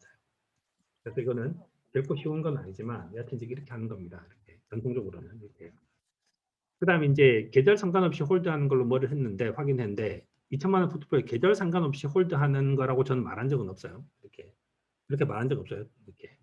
그다음에 궁금한 게 그러면 계절 주식이 있고 뭔가 다른 것들이 있는데 이걸 도대체 어떻게 하냐 했는데 밑에 답변이 그 코어 자산들을 갖다가 일부 자체를 변경하는 또 베타 감소의 일환이 됩니다라고 했는데 저는 이것도 되게 괜찮은 방법이라고 생각을 해요. 그 말은 무엇인가 하면 자 내가 코어 자산이 있고 세틀라이트 자산이 있는데 여기 예를 들어서 내가 이제 30%를 샀고 여기 뭐 40% 샀고 뒤에 보면 20% 샀고 10% 샀고 이렇게 해서 100이 만들어진 거예요. 만들어졌는데 베타를 줄여야 되는 거예요. 그럼 뭘 하면 제일 쉬운가 하면 얘를 사고 팔기가 제일 쉬워요. 얘를. 왜냐하면 이 자체가 갖고 있는 홀딩스가 되게 크기 때문에 저는 코어 자산은 그냥 어떻게 보면 평균 자산이기도 하고 얘는 사고 팔기도 되게 쉬워요. 사고 팔기도. 내가 갑자기 이번에 그 저기 인센티브를 받았어. 인센티브를 받았는데 뭐 사지? 아 요즘에 세틀라이트 자산은 잘 모르겠어. 그럼 얘 사면 돼요. 예. 아 내가 갑자기 지금 이제 그 이번에 뭐뭐뭐 때문에 어디 여행을 가야 되는데 돈이 좀 부족하네. 그럼 도대체 뭘 팔지? 그러니까 그때 요거 팔면 돼요. 아 베타 줄여야 되는데 지금 다른 걸 줄이려니까 너무 힘든데 뭐 하면 되지? 얘 줄이면 돼요. 그러니까 얘는 코어 자산이라고 하는 자산은 뭐가 있는가 하면 이 자산을 핵심에 두라는 얘기고 이 자산을 느리고 줄이고 하는 것들도 되게 쉬운 자산이기도 해요, 사실. 쉬운 자산. 그래서 얘는 절대 팔지 않는다는 뜻은 아니고 얘를 가지고 충분히 잘 관리하면 됩니다. 그래서 그렇게 하실 수 있다. 그다음 나온 얘기는 그럼 전체 포트폴리오의 베타를 도대체 뭘로 가져가면 좋을까요? 답이 있나요? 이건데 그러니까 워렌 버핏이라는 사람이 한 1.6 정도쯤을 맥스로 보거든요. 맥스로. 이 이상은 하지 않는데 저도 이게 집에서 테스트를 한번 해봤는데 베타가 1일 때 베타가 1.5 베타가 1.3, 1.4, 1.5, 1.6 그다음에 뭐 1.7 이렇게 쓸 수도 있고 2.0 이렇게 쓸 수도 있고 3.0 이렇게 쓸 수도 있을 거 아닙니까? 해보면 해봤는데 이게 신기하게 1.6 정도쯤 되면 뭐가 감내가 가능한가 하면 변동성이 감내 가능해요. 발라틸리티가. 그래서 이것도 좀 되게 복잡한 얘기를 해야 되는데 시장에서 그러니까 수익률이 어느 한 해도 수익률이 마이너스 15% 이렇게 떨어지기 시작하면 돈이 안 쌓이거든요. 돈이 안 쌓이는데 얘를 넘어서 이제 넘어설 수 이제 마이너스 15% 안쪽으로 계속 관리가 되려고 하면 해보니까 베타가 1.6 정도쯤까지는 가능하더라고요. 저거 이상이면 안 되더라고요. 저것도 이제 제가 시뮬레이션 해봤는데 시뮬레이션 결과와 관련 없이 이제 답만 말씀드릴게요. 해보니까 그렇다. 여기까지 말씀드릴게요. 자, 그래서 이제 코어 자산은 저렇게 해서 전체적으로 베타를 관리해 들어가는 거고, 베타는 평균적인 상태에서는 1.6 정도쯤 안 넘어갔으면 좋겠다는 게 이제 제 생각입니다. 제 생각. 그 다음에 아까 했던 얘기랑 같이 이제 겹쳐서 얘기를 한다면, 이제 저는 이 부분에 대해서 정리를 한 판 하면 이렇게 정리할 수 있을 것 같아요. 정리를 할 수 있는데, 코어 자산은 뭐가 좋을까요? 에 대한 걸 다 정리를 하면, 코어 자산에 대한 저의 생각은, 코어 자산에 대한 정리는 얘는 마켓 포트폴리오를 사는 거예요. 마켓 포트폴리오를 사는데 가장 괜찮은 프락시는 SPY다.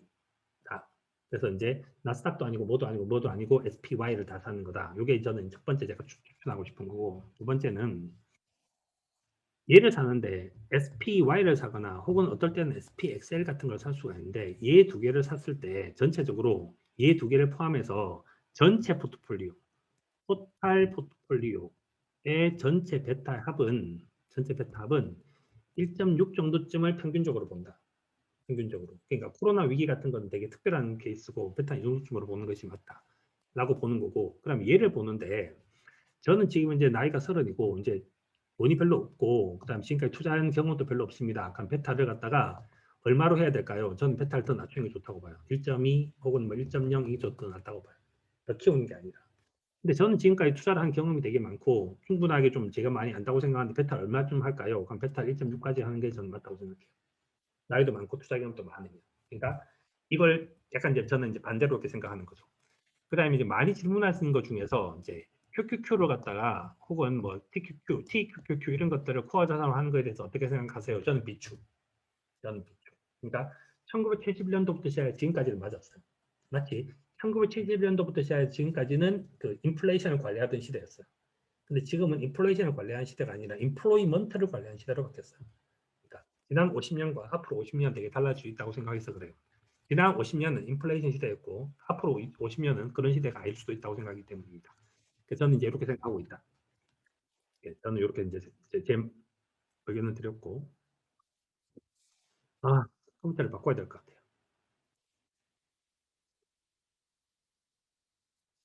자, 이제 세틀라이트와 트레이딩에 대한 얘기를 하는데 차일드 채권형 ETF인 HYG는 도대체 어떻게 움직이나요? 세부 구성별 움직임이 어떻게 움직이는지 알고 싶습니다. 하고 있지 않습니까? 이런 거를 앞으로 질문하시면 이거는 이런 건데 항상 어디에 답이 있냐면 종목은 몰라도 의외로 야후 파이낸스가 파이낸스와 관련해서는 자료가 되게 많아요. 이렇게 그래서 워렌 버핏의 주총도 결국 어디서 그 저기 뭐냐 그 온라인 중계를 하는가 하면 야후 파이낸스에서요. 그래서 이거 구글 파이낸스보다 야후 파이낸스가 의외로 아직까지도 시장 지배력도 좀 있다고 보는데 여기 들어와서 HYG 이렇게 써요. 뭐 예를 들어 여기서 애플 이렇게 치셔도 되고 치면 애플에 대한 자료가 여기 나오고 거기 보면 애플에 대한 뭐 재무제표 이런 것들도 좀 간단한 수준에서 나옵니다. 이렇게 그래서 뭐 이걸 분석하고 싶으면 분석해 볼 수도 있고 뭐 과거 자료가 어떻게 됐냐 이런 것도 자료가 나와요. 우리나라에서 코스피 쓰면 매일같이 2000년도부터 안 나온 밖에 안 나오는데 여기 들어와서 코스피 이렇게 검색을 하면 코스피 히스토리컬 데이터를 누르면 데이터를 얼마나 길게 볼 수 있는가 하면 자료를 찍어서 하면 맥스 하면 1996년도 자료부터 있어요. 꽤 길죠. 이 정도쯤 되는 자료가 없거든요. 그 다음에 S&P는 S&P 500 이런 거는 자료, 자료가 어디 있냐면, 이 자료는 대부분 어디 있는가 하면, 여기에 야후 파이낸스에 들어와서 마켓에 보면, 마켓에 보면, 마켓에 보면, 여기 보면 월드 인덱스이죠. 월드 인덱스에 들어오면 자료가 이만큼 있어요. 여기.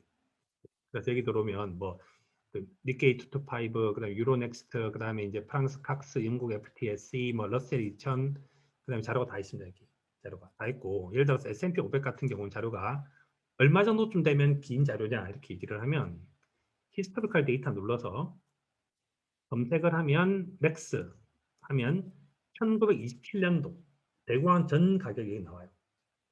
대공황 때 도대체 가격이 얼마나 떨어졌냐 이런 거 다 얘기 나옵니다. 그다음에 자료를 히스토리컬 프라이스를 먼슬리 이렇게 해서 검색하시면 돼요. 검색하시면 나스닥 같은 거 검색해도 자료는 다 나오죠. 나스닥, 나스닥. 그래서 하여튼 자료가 좋아요 여기가. 나스닥 언제 나온지 아십니까? 나스닥 출발일이 언젠가 하면 1971년도 2월 5일이에요. 띵 누르면 1970년도 2월 5일부터 나오죠. 이때가 100이었어요. 100. 100. 이렇게 해서 검색을 하시면 자료 다운받을 수 있습니다. 하여튼 자료가 다 여기 있고 방금 질문한 건데 HYG는 어떻게 구성되어 있습니까? 이거잖아요. 여기 들어와서 이거 보면 되겠구나 참. 여기 들어와서 컴포넌트 누르면 나스닥 컴포넌트 밑에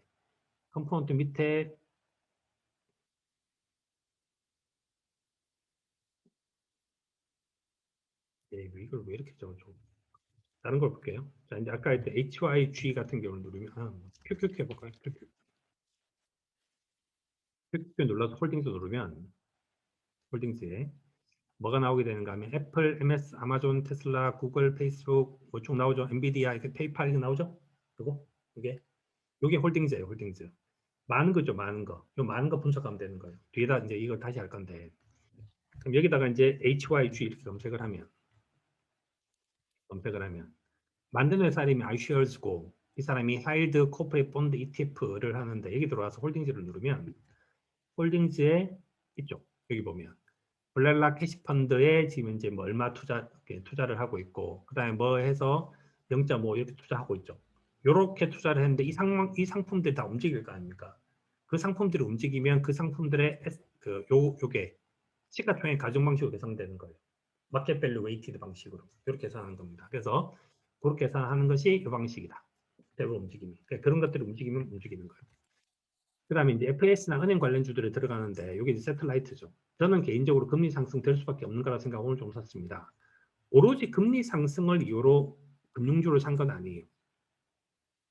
여기서 산 건 아니고 그 다음에 얘와 얘 중에서 어느 것이 좋을까요? 제가 얘기했지만 일단 봄이라고 생각하는 사람은 얘를 사면 될 거고 얘를 사면 될 거고 내가 충분하게 이제 돈이 충분하거나 내가 어빌리티와 윌링니스가 다 충분하다고 생각하면 얘를 사도 될 것 같아요. 그럼 얘를 사는 이유 것들은 저는 이거는 잘 사라고 제가 얘기하지 않습니다. 제가 사라고 얘기하지 않는 이유가 저는 이제 그 채권이라고 하는 상품들은 내가 롱도 사고 숏도 살 수 있다고 생각해요. 주식은 저는 롱을 사고 숏은 치지 않습니다. 이렇게 숏을 치는 것은 굉장히 위험한 행위이기 때문에 저는 주식은 숏 치지 않습니다. 채권은 이제 애같든지 숏을 치는데 얘는 겨울에 삽니다. 얘는 여름에 삽니다. 근데 봄과 가을은 국채와 관련한 거래를 하지 않습니다. 국채와 관련된 거래. 자, 지금 이제 요거 많이 숏 치신 분들은 좀 그런 생각이 들 거 아닙니까? 예를 들어서 뭐 이제 FRB가 최근에 금융과 관련해서 SLR 같은 걸 했다. 그렇게 하고 나면 금리가 오를 것처럼 보이는데 그런 일이 잘 안 일어나잖아요. 생각보다. 그래서 그 장기채 시장은 애매한 시장은 거래하지 않습니다. 애매한 시장. 누가 봐도 경기도 물가도 둘 다 떨어진다고 생각하는 겨울엔 사고 누가 봐도 경기도 물가도 둘 다 올라간다고 생각하면 사고 하는데 현재 FRB는 어디에 가 있는가 하면 FRB의 스탠스는 여기 와 있고 시장의 스탠스는 일로 가고 있는 거잖아요. 굳이 따지자면. 그렇게 시장과 FRB가 반대로 가고 있는데 거래하지 않습니다. 누가 봐도 명명백백해야 거래하지. 그래서 저는 이제 그렇게 하는 거는 좀 비추다. 그 다음에 국채금리 올라가는 걸 감안해서 겨울에서 봄으로 향하는 국면으로 봐야 될까요? 국채금리 올라가는 거 이건 별개입니다. 제가 크게 썼지만 경기와 물가는 독립 변수입니다. 그런데 금리는 종속 변수죠. 그러니까 경기와 물가를 갖고 봄인지 겨울인지 봄인지를 판단을 하지 금리를 갖고 판단하는 법은 없어요. 그렇게 말했던 적이 없습니다. 이렇게. 그래서 책을 대충 읽으시면 제가 좀 힘들어지고요. 그렇게 한 적은 없어요. 그 다음에 어제 라방을 보고 갑작스럽게 장기금리가 올라간 상황에서는 가치주가 더 유리할 것이라고 해석이 됩니다. 그래서 쌓았습니까? 그런데 사교육사법 책에는 봄에는 대응 성장이라고 돼 있는데 왜 갑자기 가치주가 유리한 걸로 나오냐? 이게 말이 되냐? 그런 얘기인데 제가 이제 봄에는 대응 성장을 산다는 말은 뭔가 하면 이게 이제 베타를 키우는 전략을 쓰는 거고 하이 베타를 쓴다고 돼 있고 그 다음에 이제 여름은 이제 알파 플러스 베타라고 돼 있고 가을은 제가 알파 플러스 로 베타라고 제가 써놨고 책에 겨울은 이제 알파 마이너스 베타 요때가 이제 겨울이 우리가 보통 말을 하는 그 절대 수익 추구 펀드 같은 게 많이 팔리는 그런 시즌이죠. 그런 시즌인데 하이베타 시즌인데 하이베타 시즌인 거는 이제 아주 그냥 롱텀인 거죠. 근데 아주 쇼텀으로는 이제 어떤 일이 발생을 하는가 하면 그 지금 현재는 하이베타가 맞는데 그 중에서 가치주가 좋을 때도 있다 이렇게 말을 했는데 보시면 이런 거예요. 전체는 이렇잖아요. 근데 제가 부분에 대해서 사라고 얘기했던 것 중에서 금융주는 가치줄 거 아닙니까? 그다음 기술주는 성장줄 거 아닙니까? 이렇게. 그러니까 봄이라고 얘기를 한 부분들이 얘가 섞여 있는 거예요. 가치주와 성장주가. 그러니까 봄에는 무조건 모든 대형 성장주가 가고 모든 성장주가 가치가 죽는 시장이라는 건 아니라는 뜻입니다. 그렇게 말을 하진 않는다. 그래서 그거와 그건 약간 별개다. 그래서 전체적으로 큰 맥락에서 움직이는 것들은 하나가 있는데 그 내부적인 것들을 산다고 생각하면 가장 성장주라고 얘기하는 바이오 같은 거 제가 사라고 얘기한 적 없잖아요. 봄에 그거라고 말한 적은 없다는 거죠. 그래서 그건 별개다. 그 다음에 요 얘기도 되게 재밌었어요. 그래서 미국채 10년물 인버스 레버리지를 단기로 보고 샀다가 팔았다. 그래서 이제 장기적으로 우상향하지 않는 자산을 생각해서 많이 안 실었다. 그 다음에 타이밍을 잡기도 어려워서 수익을 많이 보지 못했다. 뭐 쭉 이제 하여튼 나옵니다. 그래서 이제 그 했는데 동경험 하셨다. 타임 호라이즌 짧은 매매는 의미 있는 비중으로 투자하기 어려울 뿐더러 매매 실익이 크지 않으니까 커지지 않는 경우가 많다. 저는 이거는 웬만하면 안 하시기를 제가 추천해요. 그러니까 제가 그런 말씀을 드린 적이 있는데 버핏도 그런 얘기를 한 적이 있는데 뭘 하는가 하면 우리가 단기 투자를 해서 성공하는 거 있지 않습니까? 단기 투자에 성공하는 거. 그게 의외로 안 좋아요. 레버리지를 일으켜서 투자를 해서 성공하는 거 별로 안 좋아요. 왜 안 좋은가 하면 그 예를 들어서 이제 투자를 하는 방법 중에서 정말 하지 말아야 되는 것 중에 하나가 이게 있는데 내가 돈이 1,000원 있어요. 1,000원 투자를 해요. 돈을 까먹어요. 2,000원 투자를 해요. 돈 까먹어요. 4,000원 투자해요. 돈을 까먹어요. 8,000원 투자해요. 이걸 영원히 할 수 있거든요. 블랙잭 게임 같은 걸 하면 이렇게 하면 결국은 돈을 이기게 그러니까 돈이 많은 사람이 결국 이기게 돼 있습니다. 근데 투자는 별로 그렇지도 않고 그 다음에 이렇게 그 요행을 가지고 투자를 해서 성공을 하기 시작을 하면 뭔가 위기가 터지면 이 요행이 생각이 다시 나요. 투자는 제가 그 얘기를 되게 많이 하는데 저는 투자를 한 번도 게임처럼 생각해 본 적도 없고 투자에 대해서 되게 장난스럽게 생각해 본 적도 없고 투자가 장난처럼 생각하는 것들이 저는 되게 마음이 아프고 그렇지 않거든요. 이게 되게 정성스럽게 해야 되는 일인데 그래서 어 저는 이제 이 글을 쓰신 분이 글에 대해서 되게 고맙게 생각을 하는데 이렇게 했는데 여기다가 앞도 이렇게 하지 말고 제대로 되게 분석을 하면 의미 있는 비중을 실어서 그래야 복리 효과가 나타나요. 복리 효과. 제가 그런 얘기 한 적 있죠. 투자는 수익률도 중요하고 수익도 중요해요. 이렇게 얼마 투자하지 않아서 수익률이 높은 거 제가 의미 없다 그랬지 않습니까? 수익률도 중요하고 수익도 중요하다니까요. 그래서 그 두 가지가 다 만족이 돼야지 우리가 자산이 커지게 돼요. 그래서 요행으로 돈을 벌지는 않았으면 좋겠다는 생각이 들어요. 그런데 세틀라이트 자산에 대해서도 얘도 이제 한번 기준을 한번 빵 잡아보면 기준을 잡아보면 넌 도대체 그 세틀라이트 자산을 도대체 왜 그렇게 투자를 하니? 에 대해서 저도 이제 이게 이 얘기가 나오기 전까지 어떤 과정이 있었는지를 한번 말씀을 드리려고 하는데 제가 이제 마이클 포터의 책을 보고 감동을 했습니다. 와 저런 소재가 있나? 이 아저씨가 이제 해서 한 것이 뭔가 하면 뭐 이제 서플라이 파워, 바이어 파워, 스레드 오브 이제 뭐 체인지 저니, 스레드 오브 서브스티튜트, 인더스트리 라이벌리 뭐 이거 분석한다 그랬지 않습니까? 이 책을 읽으면 진짜 뭐 이런 똑똑한 사람이 있을까 이런 생각이 좀 들어요. 제가 어떻게 그냥 슈페터 어떤 업종을 사야 됩니까? 그래서 이 사람은 이제 이런 업종을 사래요. 이렇게 그 인더스트리에 대해서 이제 뭐 이런 걸 사라 이렇게 돼 있고 그 슈페터도 이렇게 얘기하죠. 이노베이션 하는 회사를 사야 되고 최근에 디스럽티브한 테크놀로지를 갖고 있는 걸 사라 이렇게 얘기를 해요. 또 이 얘기도 들으면 와 정말 천재인 것 같다 이런 생각이 듭니다. 근데 문제가 되는 건 뭔가 하면 이 사람이 사라고 하는 업종과 이 사람이 사라고 하는 업종은 뭐가 안 되는가 하면 계량화가 안 돼요. 계량화가. 그래서 그걸 어떻게 계량화할 건데? 그래서 계량화 시켜준 사람이 얘밖에 없었어요. 피델리티. 피델리티는 이거 살 때 요거 사고 요거 살 때 요거 사고 요거 살 때 요거 사고 요거 살 때 요거 사라고 말을 해줬지 않습니까? 그러니까 뭐가 되는가 하면 이것이 분류가 되는 거예요. 분류가. 분류가. 그러니까 내가 이제 말을 할 수 있지. 그러니까 나눠줘야 돼요. 나눠줘야지. 그러니까 그거 있지 않습니까? 곤충을 세 단계로 나누면 어떻게 되냐? 머리, 가슴, 배 이거 있지 않습니까? 이렇게. 그러니까 머리, 가슴, 배로 나눠져야 될 거 아닙니까? 나눠지지 않으면 도대체 어떻게 하란 말입니까? 분석이 안 된다니까요. 그래서 이 마이클 포터의 거를 정말 사랑했지만 슈페트의 말을 정말 사랑했지만 내가 세틀라이트를 만들어내는데 하나도 도움이 되지 않았다. 도움이. 내가 도대체 어떤 자산을 지금 끌고 가야 되는지 하나도 도움이 되지 않았다. 근데 그걸 설명해 준 사람이 얘밖에 없었다. 할 수 있는 방법으로. 슈페트밖에. 저는 피터 드러커가 말을 했던 개롱을 하지 못하면 그거는 당신이 관리할 수 없다는 말을 대해서 되게 이제 인정을 합니다. 자, 화자산 쉽잖아요. 개량할 것도 없잖아요. 그냥 사면 되고 그냥 팔면 되잖아요. 근데 이걸 갖고는 돈이 안 된다는 거예요. 이게. 여기서 베타를 벗는데 내가 뭔가 세틀라이트라는 자산을 가지고 뭘 벌고 싶은가 하면 난 알파도 벌고 싶고 베타도 벌고 싶은데 아니, 당신이 하라는 이 베타만 갖고 내가 돈이 되냐고 내가 그래 내가 사겠냐고 내가 난 못한다. 뭔가 내가 추가 수익이 있는 뭔가를 해야 된다.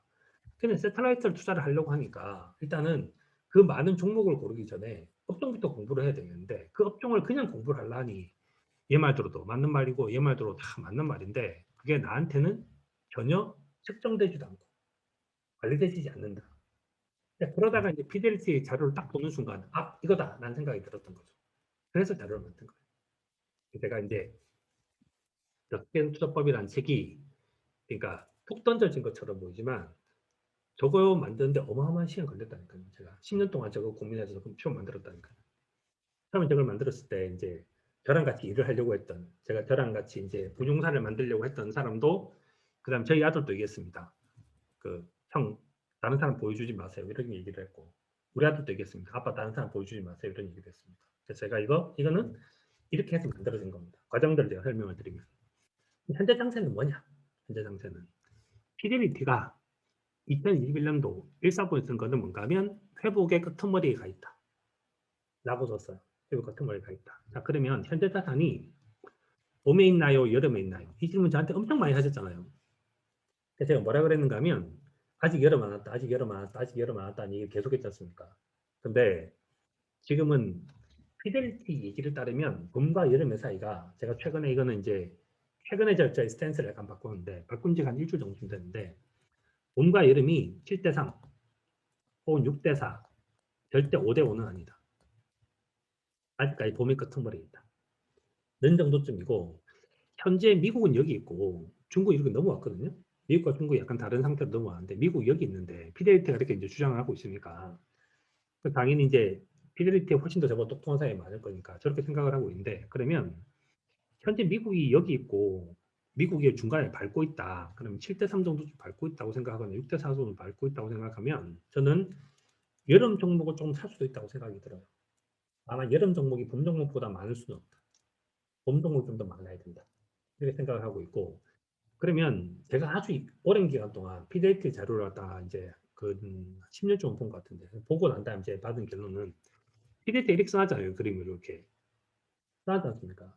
어떤 생각이 드는가 하면 그러면 지금 3월 달인데 6월 달쯤 되면 여기 그림이 그려지고 9월 달쯤 되면 여기 그림이 그려지고 10월 달 되면 이렇게 그림 그려질 것 같죠?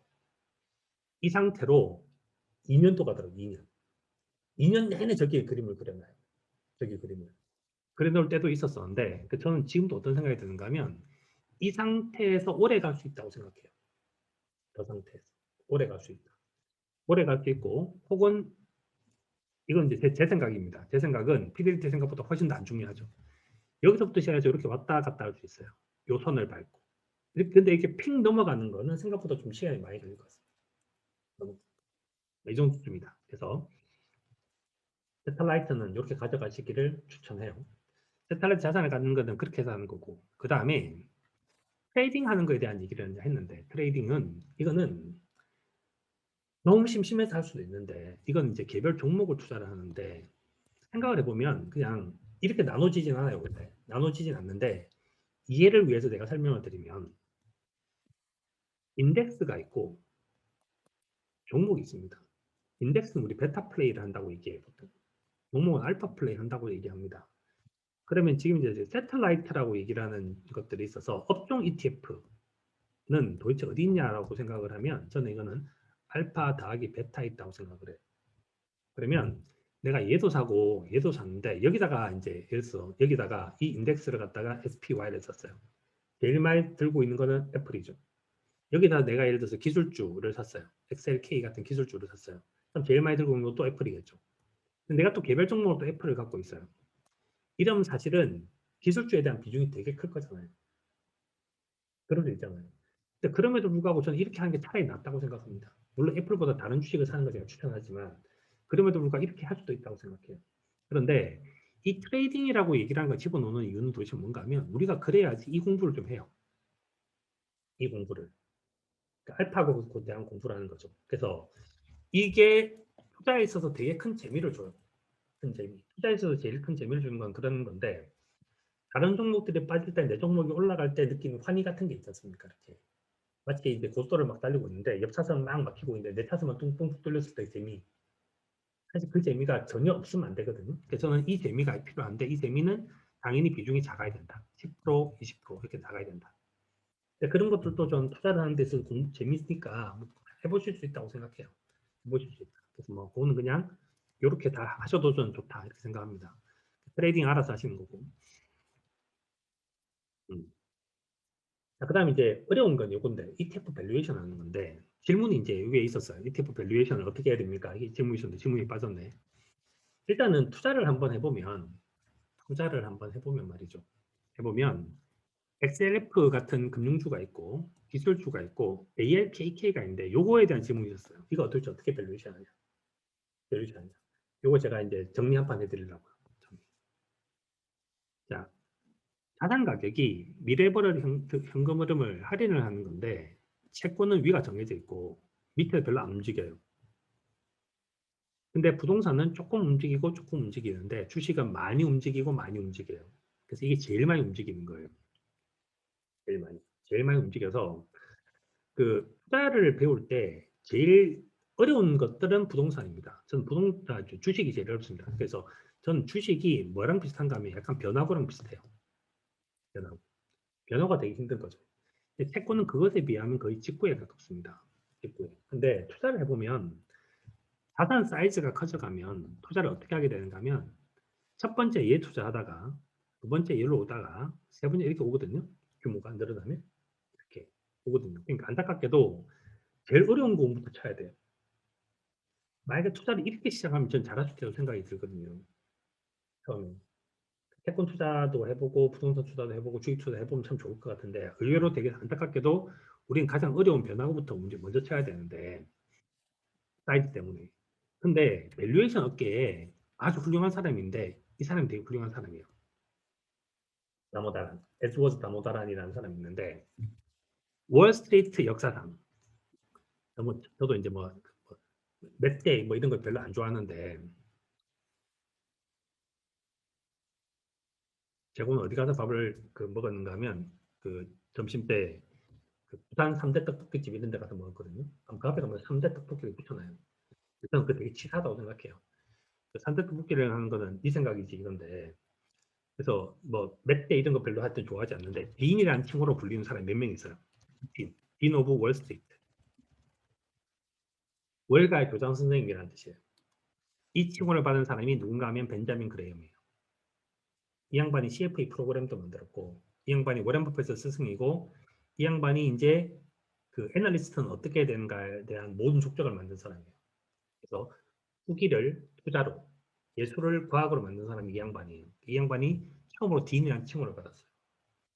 그다음 두 번째는 딘 오브 밸류에이션이 있어요. 밸류에이션. 밸류에이션 업계 교장 선생님이 이 사람이에요. 이 되게 불쌍해 보이는 이 아저씨가 세계적 석학이에요. 세계적 석학. 이렇게. 이렇게. 그래서 이제 인도 출신의 세계적 석학이 있는데 이 아저씨 같은 딘이에요. 딘. 딘. 굉장히 훌륭한 사람이에요. 이 아저씨가 밸류에이션 모델을 쓰는 류의 것들을 분류해 줬어요. 이렇게. 이때는 요거 쓰고 저때는 요거 써라. 이렇게. 딱 잘라준 거예요. 정리해 준 거예요. 정리해 줬는데 일단 정리가 두 가지가 정리가 되는데 요건 제가 다른 사람이 쓴 것도 있었고 다모다랑도 비슷한 얘기를 해요. 자, 라이프 사이클의 도입기, 성장기, 성숙기, 쇠퇴기가 있겠죠. 이건 망한 거예요. 망한 거. 망한 건데 망할 때는 도대체 무슨 모델을 써야 되나요? 하면 답이 피북밸류에이션이에요. 망할 때. 왜냐면 이때는 자산 가치밖에 없어요. 자산 가치밖에. 저는 이제 그런 생각이 드는데 주식하고 부동산을 비교를 한번 해보면 부동산 시장에서 뭐가 있는가 하면 재건축이 있고 재개발이 있잖아요. 그 다음에 신축 아파트가 있지 않습니까? 그 다음에 상가가 있잖아요. 상가. 상가. 상가 밸류에이션을 하거나 할 때는 뭘 쓰게 되는가 하면 뭘 쓰게 되는가 하면 퍼를 써요. 얼마 버는데. 얼마 버는데. 그 상가 얼마 버는데라는 개념을 써요. 재건축 재개발은 P북별로 레이션을 써요. 야 거기 위치 어디 있는데. 위치가 어디인데. 입지가 중요한 거죠. 그러니까 단기적으로는 얘를 보는 거고 단기적으로는 얘를 보는 거예요. 신축 아파트를 볼 때 뭐든가 하면 옆집은 얼마인데 이게 이제 피어 그룹을 보는 거예요. 피어 그룹. 피어 그룹 이렇게 보는 거거든요. 이렇게.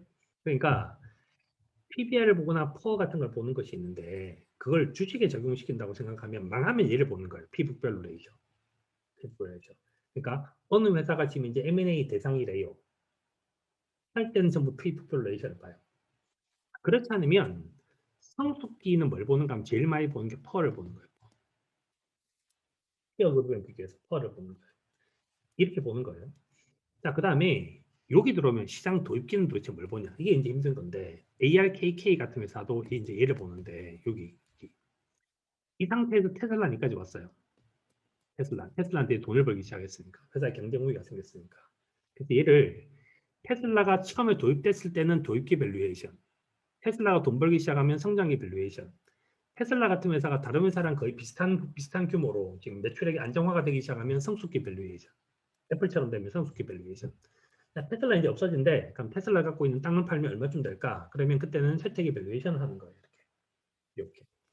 자, 그러면 어려운 게 그건데 우리가 일반적으로 보는 지금 현재 보는 일반적인 ETF들은 도대체 뭘 보면 됩니까? 하면 답이 제일 많이 보는 자료는 당연히 여기예요. 여기. 그러니까 코어 같은 자료를 봐서 뭘 분석하는가 하면 XLK라든지 XLF 이런 거 분석하는 거 여기. 이렇게 분석하는 거예요. 그럼 도대체 그 ARKK 같은 회사는 뭘 분석, KQ는 뭘 분석하는가 하면 답이 여기 있어요. 여기. 그래서 여기는 도입기인데 여기는 업종 매력도예요. 업종 매력도. 여기서 제일 중요한 것이 대체제, 서브스티튜트. 밸류에이션 뭘로 할 수밖에 없는가 하면 얘로 밸류에이션 할 수밖에 없어요. 밸류에이션이 이거밖에 안 돼요. 이 두 가지밖에 없어요. 두 가지밖에 없는데 밸류에이션 중에서 기억하실 만한 것 중에서 제일 웃겼던 건 카카오가 있는데 카카오톡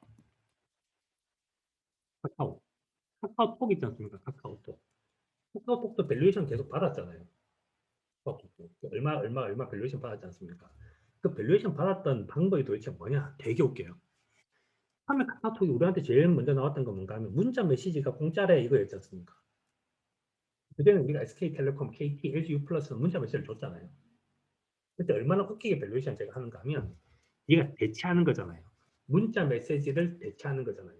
어떻게 썼는가 하면 SK텔레콤, LG U+, 그다음에 KT가 한 해에 문자 메시지로 번 돈이 1,000억이래요. 1,000억을 번대요. 그러니까 밸류에이션 어떻게 하면 되는가 하면 1,000억을 벌던 회사를 대체를 했잖아. 그러면 걔가 버는 돈에 마음만 먹으면 반은 벌 수 있겠네. 그러면 일단 500억 밸류에이션 해주자. 1년에 500억 번다고 치자. 그럼 한국의 퍼가 대충 10배쯤 된다고 생각하면 카카오톡 밸류에이션 한 5천억 정도쯤 하면 되지 않을까? 5천 주고 산 사람 손들어봐. 너 사. 이렇게 해서 산 거예요, 이게. 이렇게. 카카오 이렇게 했는데 한 1년 정도쯤 지나고 난 다음에 야, 카카오에 지금 회원수가 너무 많이 늘었어. 장난 아니게 늘었어. 이 정도쯤 되는 회원수가 늘면 새로운 사업도 할 수 있어. 그럼 카카오 뭔 사업 할 수 있는데 얘가 지금 이제 뭐 이제 그 뭐지? 그 전체적으로 보면 그 식당 같은 걸 가는데 식당 같은 거. 현재 우리가 식당을 가려고 하면 식당을 뭐 이제 예약을 하고 이렇게 해야 되는데 카카오가 이제 김기사를 M&A 했잖아요. 김기사 같은 M&A 했는데 앞으로 내가 김 씨가 그 와이프를 만나가지고 식당까지 쭉 가서 식당에서 밥을 먹고 식당에서 비용을 갖다 한 10% 정도쯤을 마진을 챙길 수 있다고 치자. 그럼 전체 식당이 1년 동안 벌 수 있는 돈이 얼마 있지? 그 정도쯤 중에서 10% 정도쯤 카카오 먹는다고 생각하면 밸류에이션이 얼마지? 이렇게 밑도 끝도 없는 밸류에이션. 아무런 의미 없는 밸류에이션 같은 걸 해요. 그래서 여기서 밸류에이션 하기 때문에 어떻게 밸류에이션 하는가 하면 얘네들이 첫 번째가 들어가고 두 번째 들어가고 세 번째 들어가고 네 번째 들어갈 때마다 할 때마다 무조건 높이 밸류에이션 하기로 약정을 맺어요. 이런 건 아시나요? 이렇게. 내가 1,000억 밸류에이션을 사갔으면 그 다음은 1,000억 밸류에이션 이상에서 사가야 돼. 내가 2,000억 밸류에이션 샀으면 그 다음은 2,000억보다 높은 밸류에이션 사가야 돼. 이렇게 사는 거예요. 이렇게. 그래서 그 단계를 거칠 때마다 계속 등자를 거칠 때마다 밸류에이션이 높아져가는 거예요. 이렇게. 이런 식으로 밸류에이션을 합니다. 그래서 우리가 봤을 때는 야, 손정이 저 새끼 미친 거 아니야? 그래서 그때는 꼭 이제 저 새끼를 붙입니다. 저 새끼 미친 거 아니야? 그러니까 손정이 진짜 이 사람 낫네. 왜? 어느 누가 봐도 일반적인 밸류에이션 모델을 쓰지 않아요. 밸류에이션 모델이 없어요. 그러면. 그래서 그러면 ARKK 요즘에 또 우리나라 사람들이 돈나무라 설명을 하더라고. 이름 만드는 거 되게 좋아요. ARKK라는 회사가 있는데 이 회사가 그래서 투자를 한 걸 보면 제가 지난번에 말씀드린 것처럼 그러니까 이런 종목을 투자를 할 때는 어떻게 투자를 할 수밖에 없는가 하면 일단 종목이 많을 수밖에 없다니까요. 종목이 1번부터 56번까지 있잖아요. 그리고 대충 이 종목들을 대충 제가 볼 때는 평균적으로 2%쯤 사거든요. 2%쯤 50개 사면 100개잖아요. 그래서 이때는 어떤 밸류에이션 모델을 쓰는가 하면 밸류에이션 모델이 사실 없다. 밸류에이션 모델이 없다. 그래서 이건 그냥 인사이트로 사는 거예요. 직관으로. 이렇게 세상 바꾼 다음에 이렇게 사는 거예요.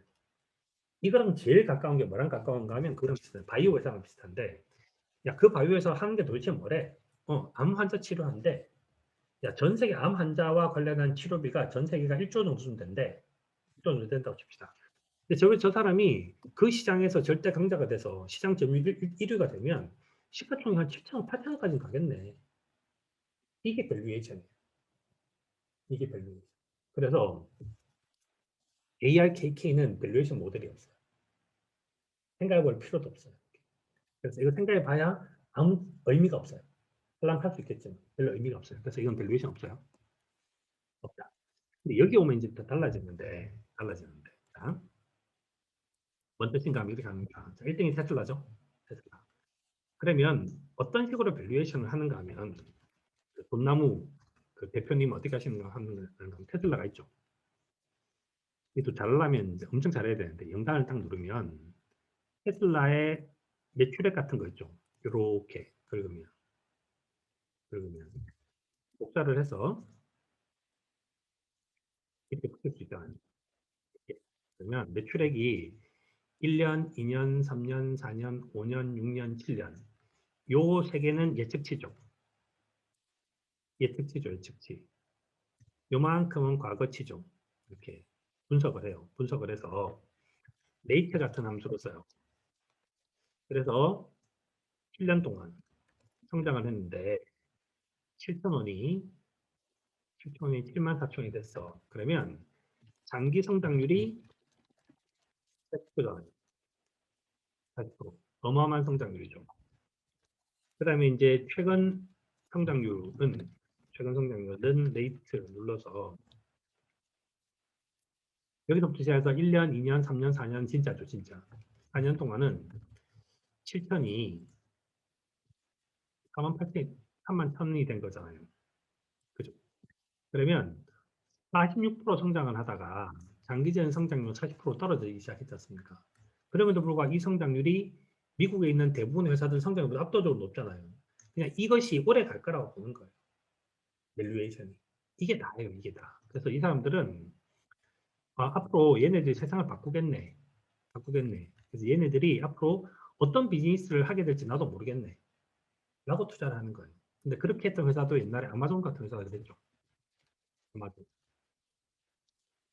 이 회사도 어마어마한 성장을 자랑을 했죠.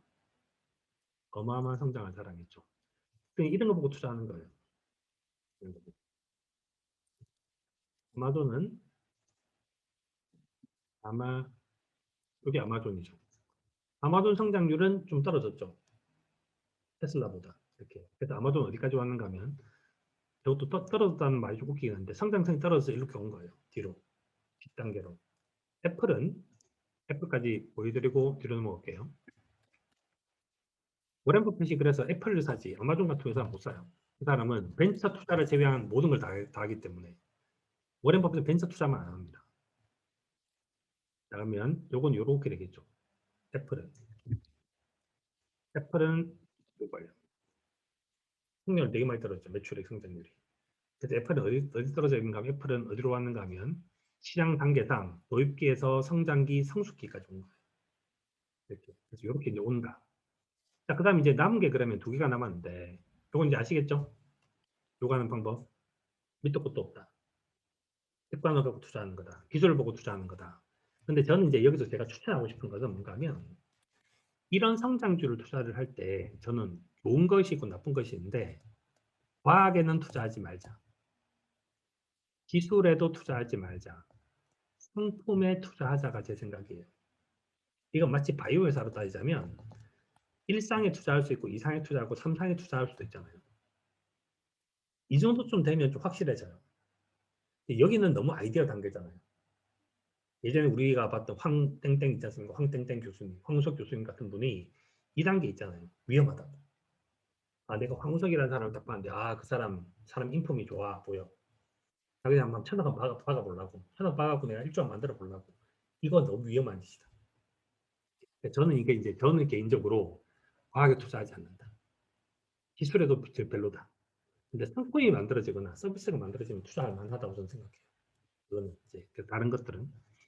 그럼 이제 남은 두 개가 이제 XLF가 있고 XLK가 있는데 이제 다모다른 교수가 천재인 것은 다모다른 요 논문을 발표했어요. 이 논문. 제가 이 논문을 진짜 좋아했어요. 정말 정말 정말 좋아했는데 다모다란 아저씨가 책을 딱 쓰면 우리나라에 온 데까지 한 10년 정도쯤 저는 걸릴 거라고 보는데 다모다란이 만든 뭐가 있는가 하면 그 아티클이 있어요. 아티클. 논문이. 그 논문에 이게 올라왔어요. 논문이 올라왔는데 제조업은 교수님 뭘 봐야 됩니까? 했더니 다모다란 교수님께서 말씀하시기를 제조업은 펄을 보세요. 왜요? 이게 안정적이잖아요. EPS가 안정적이니까 EPS가 이렇게 움직이면 효과도 이렇게 움직이면 됩니다. 그러니까 펄을 보시면 돼요. 이거예요. 그냥 재밌는 게 맨 끝으로 내려가서 금융회사는 뭘 봐야 됩니까? 북밸류밖에 없는데 막투막을 하잖아요. 그러니까 P북밸류 레이셔를 보세요. 이 두 개의 핵심이에요. 핵심. 자, 그 말은 무슨 뜻인가 하면 저 지금 이제 XLF를 투자를 하고 싶은데 XLF 투자를 하는데 밸류에이션 어떻게 해야 됩니까? 일단 두 단계 얘기 들어와서 일단 XLF를 눌러. XLF를 누르면 XLF가 사고 있는 메인 홀딩즈가 있어요. 홀딩즈에 들어오면 뭐 있는가 하면 첫 번째 벅셔, JP모건, 뱅크 오브 아메리카가 있어. 근데 1등, 2등, 3등까지 하게 되면 요렇게 하면 13%, 10%, 25%죠. 요렇게까지 하게 되면 3등까지 하게 되면 대충 30%쯤 되잖아요. 충분해요. 그래서 대충 한 3개 내지 4개 정도쯤이면 충분해요. 밑에 건 볼 필요도 없어. 밑에 밸류에이션 할 때는 위에 4개만 보면 돼. 첫 번째 벅셔를 봐. 벅셔. JP모간부터 볼까요? 두 번째가 JP모간인데. JP모간이죠? 두 번째 거 JP모간. JP모간은 뭘 봐야 된다는 겁니까? 다모다른 교수님 말에 따르면 쭉 내려서 대부분 회사는 펄을 봐야 되면 얘는 PBR을 봐야 된다. 얘를 봐야 된다는 거예요. 얘를 봐야 된다. 오른쪽을 봐야 되는데 여기 엄청 싸죠. 2020년 11월 말도 되게 싸죠. 그때 엄청 올랐잖아요. 그때도. 그래서 제가 이때 3월달에 여기 있었거든요. 2020년 3월달, 4월달 여기 밑에 바닥에 엄청 싸잖아요. 그래서 제가 이때는 이 비중이 제일 많았어요. 개인적으로. 어려운 거라서 제가 말은 안 했지만 하여튼 이걸 했고 그 다음에 이제 지금 보니까 제가 전화해서 사라고 했던 사람도 있거든요. 그때 사라고 했던 게 이거 보고 사라고 했던 거예요. 그런데 JP모간은 현재 상태로 보자면 현재 상태로 보면 현재 밸류에이션이 포워드로 따지면 PBR이 1.73이죠. 1.73이면 여기가 여기 있으면 1단계, 2단계, 3단계, 4단계 있으면 4단계 바로 앞에 와 있잖아요. 이렇게. 그러니까 밸류에이션 상 보면 대충 어깨쯤에 있다. 어깨쯤. 아, JP모간 어깨쯤에 있네 이거예요. 어깨쯤에 있네. 어깨쯤에 있네가 이제 확인이 된 거고 어깨쯤에 있네. 두 번째, 벅셔 스웨이. 벅셔도 지금 어깨쯤에 있는데 벅셔, 벅셔 스웨이. 벅셔 스웨이도 쭉 내려서 PBR이 여기 있는데 여기 보면 여기 없어. 안 나와요. 기준 안 나와요. A주로 써야 돼요. A주랑 똑같아요. A주. A주를 쭉 내리면 여기에 보면 1.2, 1.3, 1.4, 1.4 정도 단계 있는데 현재 밸류에이션 1.24 정도 되죠. 그럼 얘가 어디 있는가 하면 현재 요 단계 밑에 있잖아요. 그다음에 요 단계 밑에 있으니까 지금 이제 1등과 1층과 2층 사이에 있으니까 지금 이제 뭐 무릎 근처에 있잖아요. 그래서 지금 이제 벅셔스웨이가 싸다고 생각해요. 싸다. 그래서 싼 걸 제일 많이 갖고 있죠. 현재.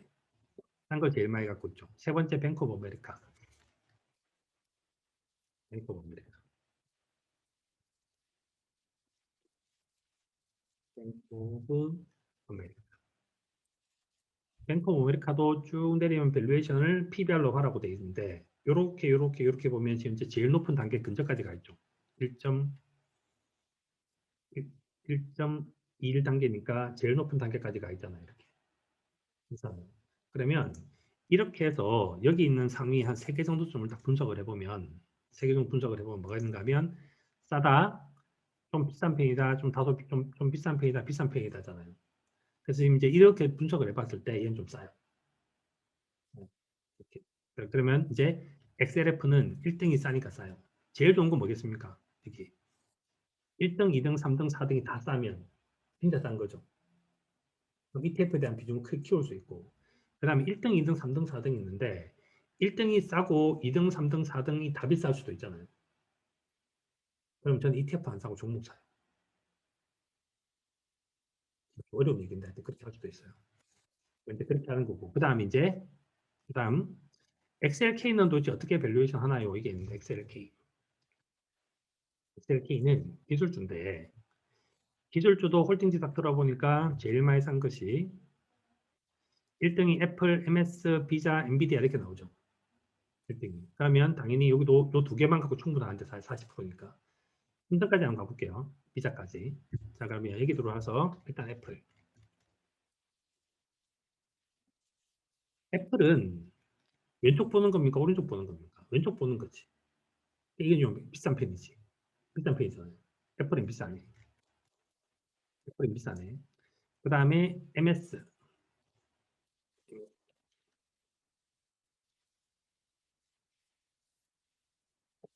MS도 오른쪽 보는 게 아니라 왼쪽 보는 거예요. MS. MS는 중간 정도쯤에 있죠. 보입니까? MS. MS는 중간 정도쯤에 있네. 그 다음에 비자. 비자는, 비자는, 비자는 사실 금융회사인데 이건 왼쪽 보는 게 맞아요.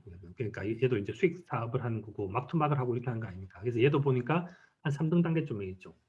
그럼 얘는 보면 XLF도 그렇게 비싼 회사는 아닌 거예요. 그렇게 비싼 회사는 아니다. 그래서 지금 현재 보니까 XLF도 XLK도 괜찮네. 라고 생각을 할 수 있을 거 아닙니까? 그러면 언제쯤 되면 팔 수 있냐 하면 얘를 보거나 얘를 봤는데 이 안에 있는 메인 홀딩지의 3개 내지 4개가 다 비쌀 수 있잖아요. 최고가까지 갈 수 있지 않습니까? 어깨에서 머리 사이에 있으면. 그럼 이제 비중을 적게 싣거나 할 수 있다 이거지. 이게 ETF 밸류에이션이라고. ETF 밸류에이션. 이렇게 하시는 걸 저는 이제 추천을 해요. 그래서 ARKK는 밸류에이션 모델이 없으니까 밸류에이션 모델이 없다. 밸류에이션 모델. 그거는 대체제밖에 밸류에이션 모델이 없다. 얼마 대체할까? 이런 고맥락에서 보면 된다. 그 다음에 성장기, 성숙기가 있는데 대부분 우리는 성숙기에 있는 기업들을 투자를 하는데 성숙기에 있는 기업들. 금융회사는 이렇게 오는 거고 그 다음에 이제 제조회사는 이렇게 오는 거고 그럼 얘는 이제 고성장한 기업인데 이제 여기서는 좀 어려운 얘기예요. 이거는 이제 성장기 밸류에이션 할 때 쓰는데 여기서는 일단은 제외하고 그다음에 헤비 인프라스트럭처 EV 에비타 쓰는데 이걸 쓸 수 있는 모델이 별로 없어요. 이건 언제 쓰는가 하면 중화공업 같은 회사, 조선회사 이런 거 할 때 밸류에이션 쓰는데 이거 쓰지 말고 요거는 옛날에 만들어진 모델이에요. 캠피시어가 만든 모델인데 P-세일즈 레이쇼로 본다. 고성장하지만 노인컴인 경우. 그래서 이건 굳이 따지자면 ARK, K에 있는 종목들은 요 안에 있는 종목들이 좀 몇 가지 있겠지. 이렇게 한다. 여기까지입니다. 자, 이제 오늘 제가 준비한 건 여기까지고. 자, 질문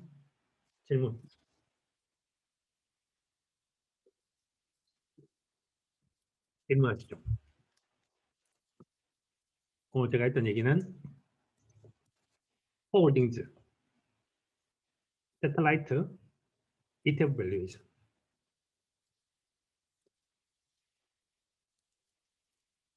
질문 있으십니까?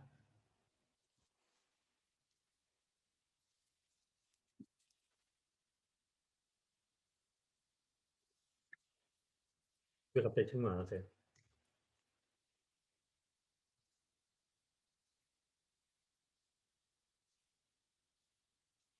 리밸런스의 초기 투자 자금 기준으로 하시나 청약된 기준? 당연히 청식된 자산을 기준으로 해요.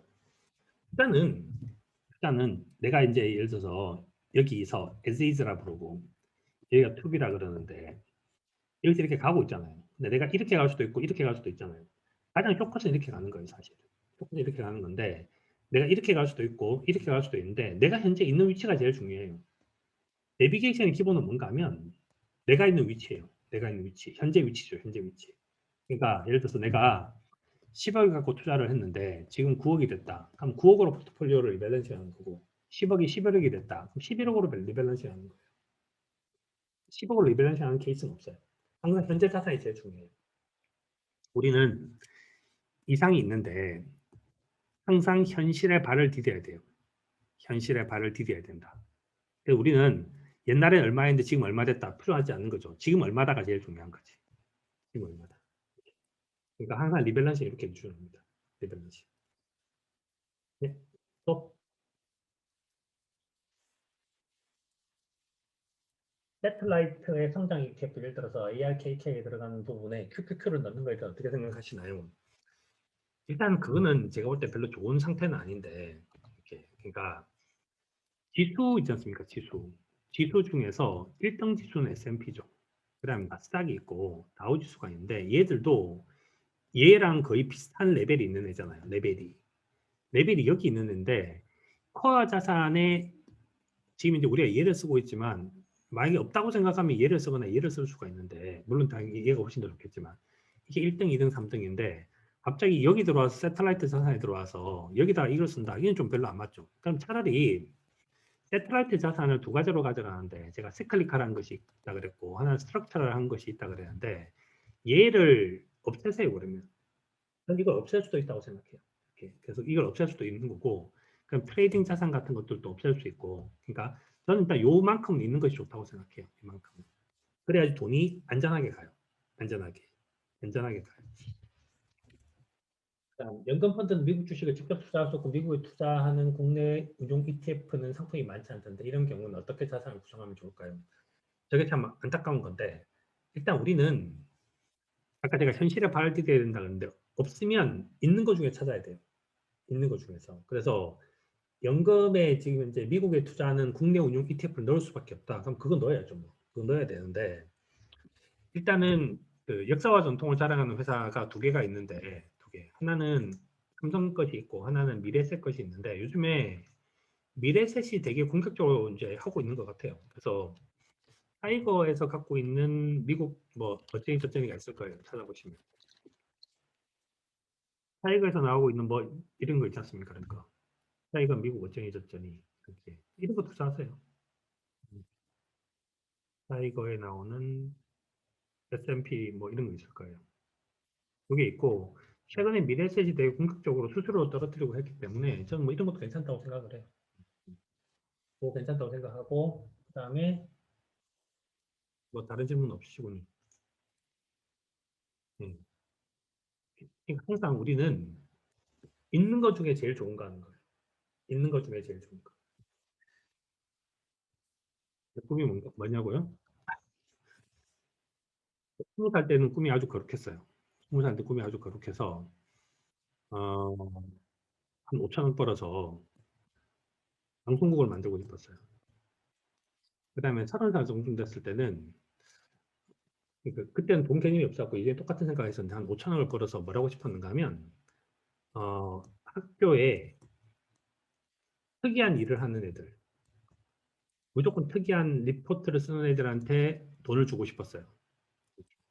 돈을 줘서 그러니까 5천 원 정도 좀 만들어서 그 당시 금리를 갖다가 이제 한 5%로 한다고 생각하면 한 250억 떨어지지 않습니까? 그래서 대한민국에서 특이한 일을 하고 있는 대학원생 250명을 뽑아서 1년에 1억씩 줘야지 이런 생각을 제가 했습니다. 이때 아주 거룩한 생각을 했고 나이 40이 됐을 때는 어떤 생각이 드는 거 죽지 않아야 될 텐데 절대 죽으면 안 되는데 뭐 이런 생각을 좀 이제 제가 했고 그다음에 이제 그때는 이제 회사도 만들 생각을 좀 많이 했고요. 그러니까 법인 같은 걸 만들어서 뭘 한번 해볼까 이런 생각도 좀 했었고 지금 이제 나이가 50이 된 상태에서는 고민을 하고 있습니다. 고민하고 있는데 바다로 나갈까 말까 이 고민을 하고 있어요. 바다로 나갈까 말까 고민하고 있는데 일단은 지금은 좀 제가 놀고 있는데 요즘에 제가 이제 제일 많이 이제 오늘 하루를 어떻게 살지 의사결정을 하는 것은 오늘 비가 오나 안 오나 오늘 미세먼지가 많나 적나 이거 갖고 의사결정하거든요. 그래서 오늘은 날씨가 미세먼지가 좀 있고 그다음 날씨가 좀 따뜻했기 때문에 하루 종일 자전거를 탔습니다. 그래서 이제 아침에 산책하고 자전거 타고 이렇게 하는데 어떤 생각을 갖는가 하면 내가 과연 어디까지 갈 수 있을까에 대한 고민을 되게 많이 합니다. 어디까지 갈까? 어디까지 갈까?에 대한 고민을 많이 합니다. 그래서 이런 숫자들은 옛날에 좀 별로 의미가 없는 숫자였는데 이제는 좀 의미 있는 숫자를 이제 생각을 해보고 있어요. 생각을 해보고 있어서 내가 얼마 정도 수까지 벌 수 있을까에 대한 생각도 좀 해보고 그다음 이 얼마를 버는 방법을 어떻게 해볼까 하는 생각도 좀 해보고 있습니다. 그런 생각을 하고 있습니다. 그다음에 이제 송오공 선생님이 질문하신 거죠. ETF 밸류ation 하는데 펄을 평가하는 기업은 대부분은 펄을 평가합니다. 대부분은 펄을 평가하고 서로 평가하지 않는 회사는 오로지 금융회사밖에 없습니다. 그러니까 은행, 증권사, 보험사는 요렇게 평가하는데 굳이 하나를 더 들면 지주회사 있죠. 지주회사. 지주회사 밸류에이션은 또 PBR 씁니다. PBR. 그런 거 쓰는 거고 돈 못 버는 회사도 PBR 씁니다. 돈 못 버는 회사들도 PBR밖에 쓸 게 없어서 예를 들어서 우리나라 같은 경우에는 PBR 아주 대표적인 회사가 하나가 있는데 우리나라에서 한전 있죠. 한전. 한전. 와 진짜 많이 밀렸네 한전. 한전이 밸류에이션 하려면 뭘 써야 되는가 하면 펄을 쓰려고 해야 되는데 돈을 못 벌잖아요. 한전이. 한전이 돈을 되게 못 벌거든요. 이렇게. 돈을 못 벌어서 한전은 뭘 보는가 하면 오른쪽으로 봅니다. PBR. PBR 보는데 대충 0.2배에서 0.3배 사이를 왔다 갔다 하는데 돈을 하도 못 버니까 저기 왔다 갔다 하죠. 현재 0.2지 않습니까? 약간 싼 거예요, 이게. 이 회사는 0. PBR 0.5 정도 넘어가면 무조건 빠집니다. 이렇게. 예를 들어서 이거는 어떻게 사면 되는 게 아니면 하는 게 아닌가 하면 야, PBR이 0.2야. PBR 1이 되면 사야지. 이렇게 사고 싶잖아요. 한전 주식은 정부가 갖고 있잖아요. 민간 기업이 아니지 않습니까? 사실 이게 공기업이나 각각 마찬가지지. 그래서 이런 회사들도 돈을 못 버니까 할 수 없이 PBR 봅니다. 그러니까 이제 PBR 보는 회사는 그만큼만 있다. 그 다음에 다른 대부분 회사는 퍼를 본다. 그 다음에 장기적인 밸류에이션 당연히 PBR 보는 거고 단기 밸류에이션은 퍼 본다. 그럼 예를 들어서 갑자기 IMF 같은 상황태가 터졌다. 근데 뭘 밸류에이션 하겠습니까? 이걸 밸류에이션 합니다. 그 다음에 어, 타이거 미국 나스닥 100 ETF나 S&P 500을 검색해 보시면 참고가 될 듯합니다. 그러니까 다른 분이 답변하셨네요. 그래서 저 중에서 굳이 하나를 고른다면 저는 S&P 사시는 것좀 추천해요. 한 종목의 비중이 너무 커져서 리밸런싱 하고 싶었는데 차트는 느낌이 아니라 어떻게 확신을 갖고 리밸런싱 할 수 있을까요? 차트나 느낌은 남 생각이지 내 생각이 아니에요. 차트는 남이 만드는 거예요. 이 차트는 남이 만드는 겁니다. 이거 차트는. 차트를 남이 만든다가 요거는 퍼 PBR 차트인데 예를 들어서 여기 들어와서 이런 차트 있잖아요. 이런 차트. 이런 차트. 이 차트가 누가 만든 차트겠습니까? 이거. 남들이 만든 차트예요. 이거. 이런 거.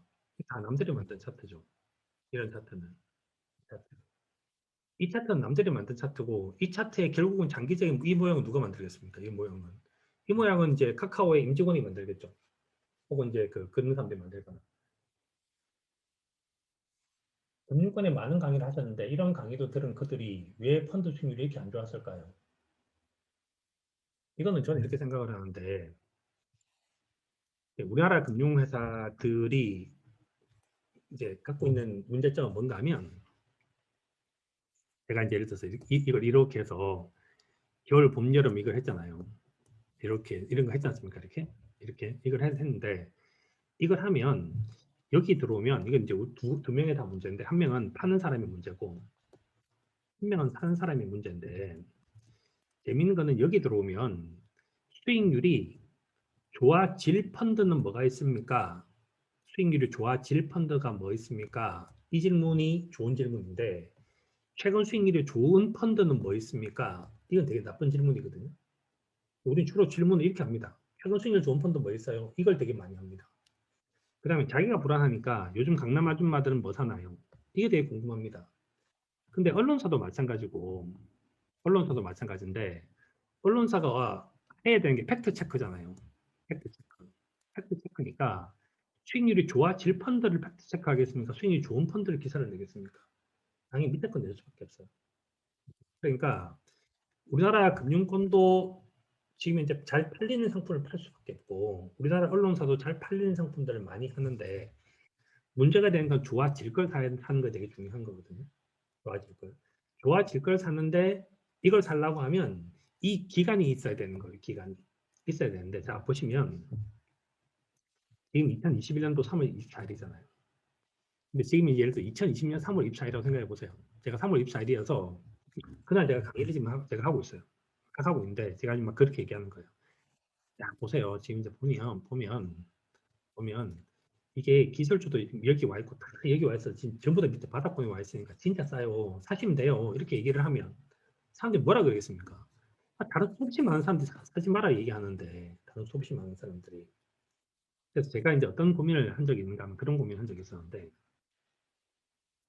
제가 이제 이 금융 관련된 것과 교육 관련된 걸 쭉 하면서 느꼈던 것이 뭔가 하면, 이게 진짜 어려운 것이 이해가 잘 안 돼요.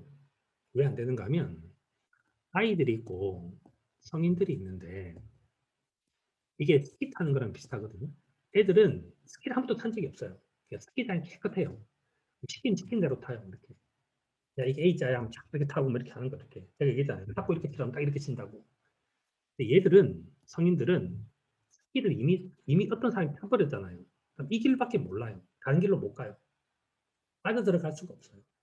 하던 짓을 계속 하게 되지. 그래서 이제 우리나라에서 이 성인 교육이 어디서 마찬가지로 성인 교육이 되게 힘들고, 금융은 저는 또 뭐가 있다고 생각하는가 하면, 금융이 이거는 워낙 많은 사람들이 사고를 쳐왔는데 지금까지 금융이 일단 너무 관치 금융이 되게 강하고요. 관치 금융. 이건 너무 세고요. 그다음 이제 그 임직원들 같은 경우도 뭐가 있는가 하면 여기에 되게 익숙한 사람들이 되게 많아서 새로운 그림을 잘 그리지를 못해요. 새로운 그림들. 그다음에 이제 말씀드린 것처럼 수익률이 좋은 펀드를 사는 거를 하지, 수익률이 좋아질 펀드를 사지 않는 거죠. 그다음에 그런 얘기도 하는데, 누군가 얘기하는 것은 남들을 따라가서 망하는 거, 는 건 괜찮아요. 이건 오케이, 오케이. 근데 남들을 따라하지 않아서 흥한 거는, 이거는 리스크가 너무 커요. 남들이 아무도 하지 않는 일을 나만 한다. 그래서 내가 돈을 되게 많이 벌었다. 그럼 1년 지나서 그래, 새끼야, 니 잘났네. 이렇게 얘기를 하는 정도쯤이 되게 많다. 그래서 이게 안 쉬워요. 어. 그래서 또 그렇고, 또 경제가, 크게 보면 경제가 소수의 게임이 이기잖아요. 왜냐하면 수요와 공급이니까. 소수가 이기는 게임을 하는 거거든요. 근데 이게 다른 거랑 달라요. 다른 업종에는 좀 달라요. 예를 들어서 반도체나 자동차 같은 경우는 다수가 하고 있는 표준을 따라가잖아요. 근데 금융은 다수가 하는 표준을 따라가면 오늘 잃을 확률이 좀 더 많다는 게 좀 더 재밌는 부분이라고 저는 생각을 해요. 그래서 하여튼 그런 부분들이 있는 것 같아요. 그런 부분들이. 음, 되게 슬픈 얘기들이 많죠. 배탈 늦어도 되는 시점은 어떤 지표의 판단에 따라 판단해야 될까요? 지금 이제 제가 베타를 늘리는 걸 고민을 제가 하고 있는데, 얘는 저한테 별로 도움이 안 되고, 역시 이제 하이힐드가 되게 중요한데, 지금 현재 상태가 같이 좀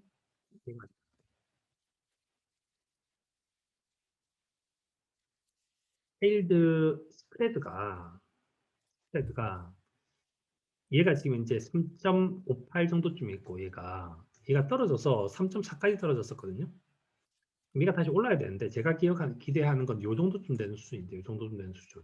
2018년도 전 여기가 4 정도쯤 됐어요. 4 정도쯤 돼서, 전 지금 뭘 기대하는가 하면, 얘가 한 4 정도쯤 올라왔다가 떨어질 때, 4 정도쯤 올라왔다가 떨어지면 되게 좋은데, 지금 너무 밑에 있으니까 현재는 불안한 것이, 여기서 변동성이 커져버리기 시작을 하면 좀 위험하거든요. 그래서 지금 이제 저는 숫자를 두 가지로 보는데, 하나는 절대치로 보면 4가 넘어줘야 된다. 그런 생각을 좀 더 많이 해요. 이 숫자에 대한 얘기를 많이 하는데, 왜 그런가 하면, 그러니까 오늘이 지금 이제 3월 24일인데 다음 주 딱 지나면 JP모건 자료 나올 거거든요. JP모건 자료 나올 건데, 어, 뭐가 나올 건가 하면 이게 나올 건데,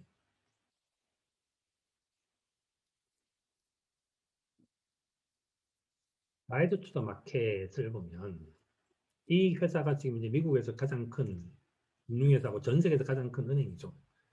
근데 얘네들이 만든 자료를 보면 항상 뭐라는가 하면, 예를 해요. 잠깐만요. 파일을 해요.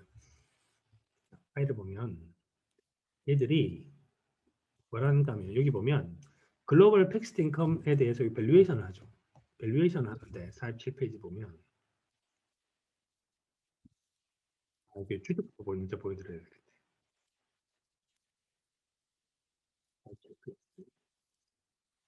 주식은 밸류에이션 하면 3, 4페이지죠. 주식 밸류에이션 당연히 포워드 퍼 PBR 두 가지를 보잖아요. 두 가지. 두 가지를 봐서 얘를 갖고 판단을 하는데 채권 밸류에이션은 아닌데 채권은 뭘로 밸류에이션 하는가 하면 하이힐드를 가지고 밸류에이션 하거나 인베스트 그레이드를 하는데 레인지를 하고 맥시멈, 미니멈 이거 표현해요. 그래서 미국의 하이힐드가 지금 이제 4.09 이렇게 되는 거 표현하는데 제일 밑에 요 조점 있지 않습니까? 요점이 3.25 정도쯤 돼요. 3.25 정도쯤 되는데 언제가 제가 저게 빵 터졌었는가 하면 그때가 바이오로 2018년도 4분기였는데 4분기 제가 그때 이제 그 아주 그 큰 증권사에서 아주 오랜 동안 해외 주식 투자에 대한 강의를 했었는데 밸류에이션 45페이지죠. 그날 제가 딱 봤는데 이게 여기 와 있는 거예요. 여기 365, 365 보이죠? 365, 365 이게 언젠가 하면 2018년도 9월 말이거든요. 2018년도 9월 말이 언제였는가 하면 여기였어요. 여기 9월 말 여기 여기가 9월 말이잖아요. 9월 말 9월 말이었는데 이때가 9월 말 여기 있었는데 여기서부터 시작해서 이렇게 위로 터져 올라갈 확률이 높을 거 아닙니까? 왜냐하면 밸류에이션상 제일 바닥이 있으니까. 제일 바닥이 있으니까.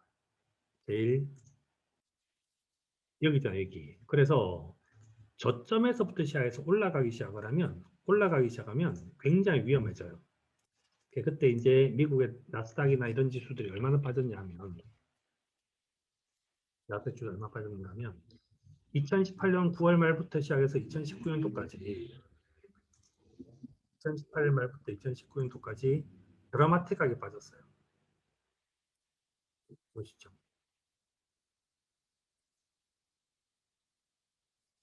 이 점에서부터 시작해서 이렇게 올라갔을 때 나스닥이 얼마 빠졌는가 하면 7,900이 어디까지 빠졌는가 하면 6,000대까지 빠졌잖아요. 6,900까지 빠졌지 않습니까? 6,500까지. 이렇게 될 수 있는 위험이 있는 거죠, 현재.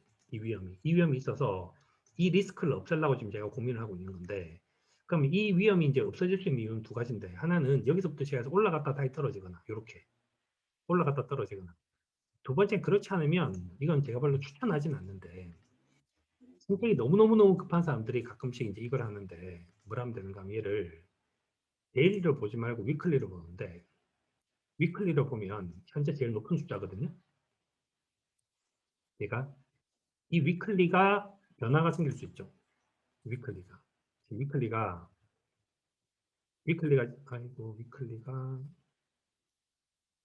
위클리가 지금 이제 올라가고 있는데 이 위클리가 다시 떨어지기 시작하면 괜찮아질 것 같죠. 그래서 저는 뭐 그렇게 봅니다.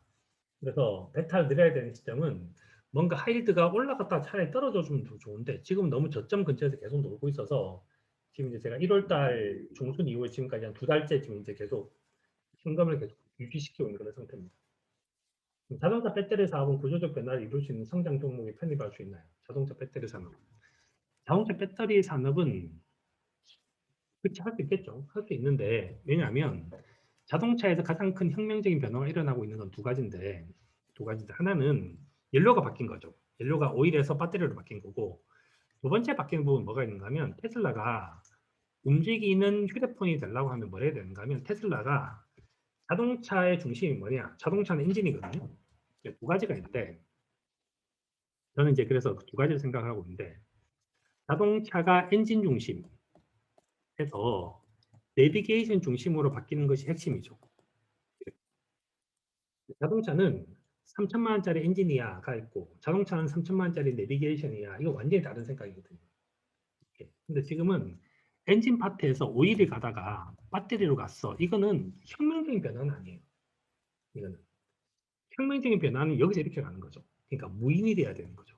이렇게 되면 혁명적인 변화라고 저는 생각을 합니다. 그래서 그렇게 되면 이거야말로 이노베이션이다. 이노베이션. 여기는 그렇게 크게 대단한 건 아닐 것 같다. 이런 생각이 저는 들어요. 그래서 뭐 굳이 구조를 따지지 않고 그 정도 볼 수 있죠. 또한 두 시간을 또 이제 이런저런 얘기를 했습니다. 두 시간 동안 이걸 결국 지우지를 못했고.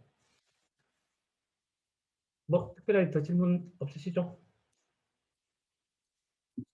그 제가 이제 오늘 뭐 이걸 이제 준비를 하면서 느꼈던 건 그건데 이 부분들이 이 부분들이 어떻게 해서 만들어진 건가 하면 저는 이제 공부를 한다는 말은 약간 그런 느낌인데 우리가 이게 물속에 이만큼 갇혀 있으면 이게 빙산이 보이는 거잖아요. 보이는 거. 근데 여기 보이지 않는 것이 있거든요. 보이지 않는 것. 그래서 이제 어떤 게 딱 터지지 않습니까? 어떤 사건이 터져서 뭐 누가 샀다, 누가 팔았다 이렇게 그런 것이 터지고 뭐 이제 파월이 뭐라 그랬다가 있는데 이 사건 터지는 것 밑에는 뭐가 있는가 하면 이 밑에 큰 구조가 있을 거잖아요. 그다음 이 구조를 만들었던 역사들이 있을 거 아닙니까? 역사들이. 그래서 저는 약간 이런 그림들을 보면 좀 좋을 거라는 생각이 좀 더 많이 들어요. 좋을 것 같다. 그래서 이런 구조와 이런 역사가 보여야지 이 위에 게 보이고 그러면 이 위에 것이 약간 흔들려도 별로 이제 신경을 쓰지 않게 되거든요. 참을 수 있게 되고. 근데 이 밑에 게 보이지 않으면 얘가 움직일 때마다 너무 마음이 불편해져요. 그래서 마음이 불편하니까 공부하는 거거든요. 공부 편을 하고. 그래서 저는 공부는 왜 하냐 그러면 마음 편안하려고 하는 것 같아요. 마음 편안. 그리고 그 마음이 편안해져야지 시간을 버틸 수 있게 되는 것 같아요. 그래서 공부를 좀 가급적이면 이렇게 해보고 제일 좋은 방법은 뭐냐 하면 가장 좋은 방법은 외를 5번 하는 거예요. 외국인이 샀대. 왜 샀대?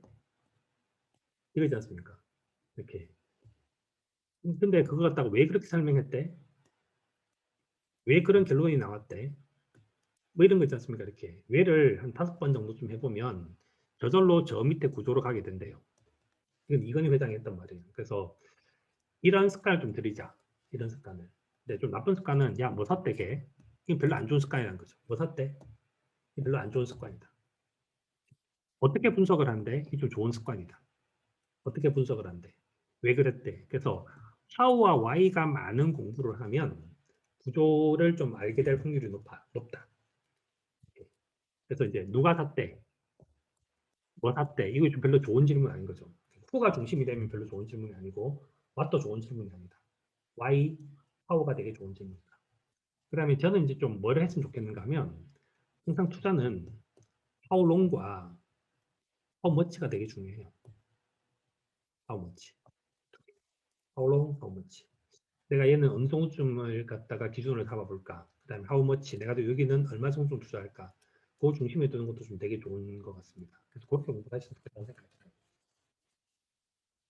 자, 2시간 동안 하여튼 고생하셨고 다음에 또 더 좋은 질문과 더 좋은 답변으로 또 이제 만나 뵙도록 하겠습니다. 수고하셨습니다.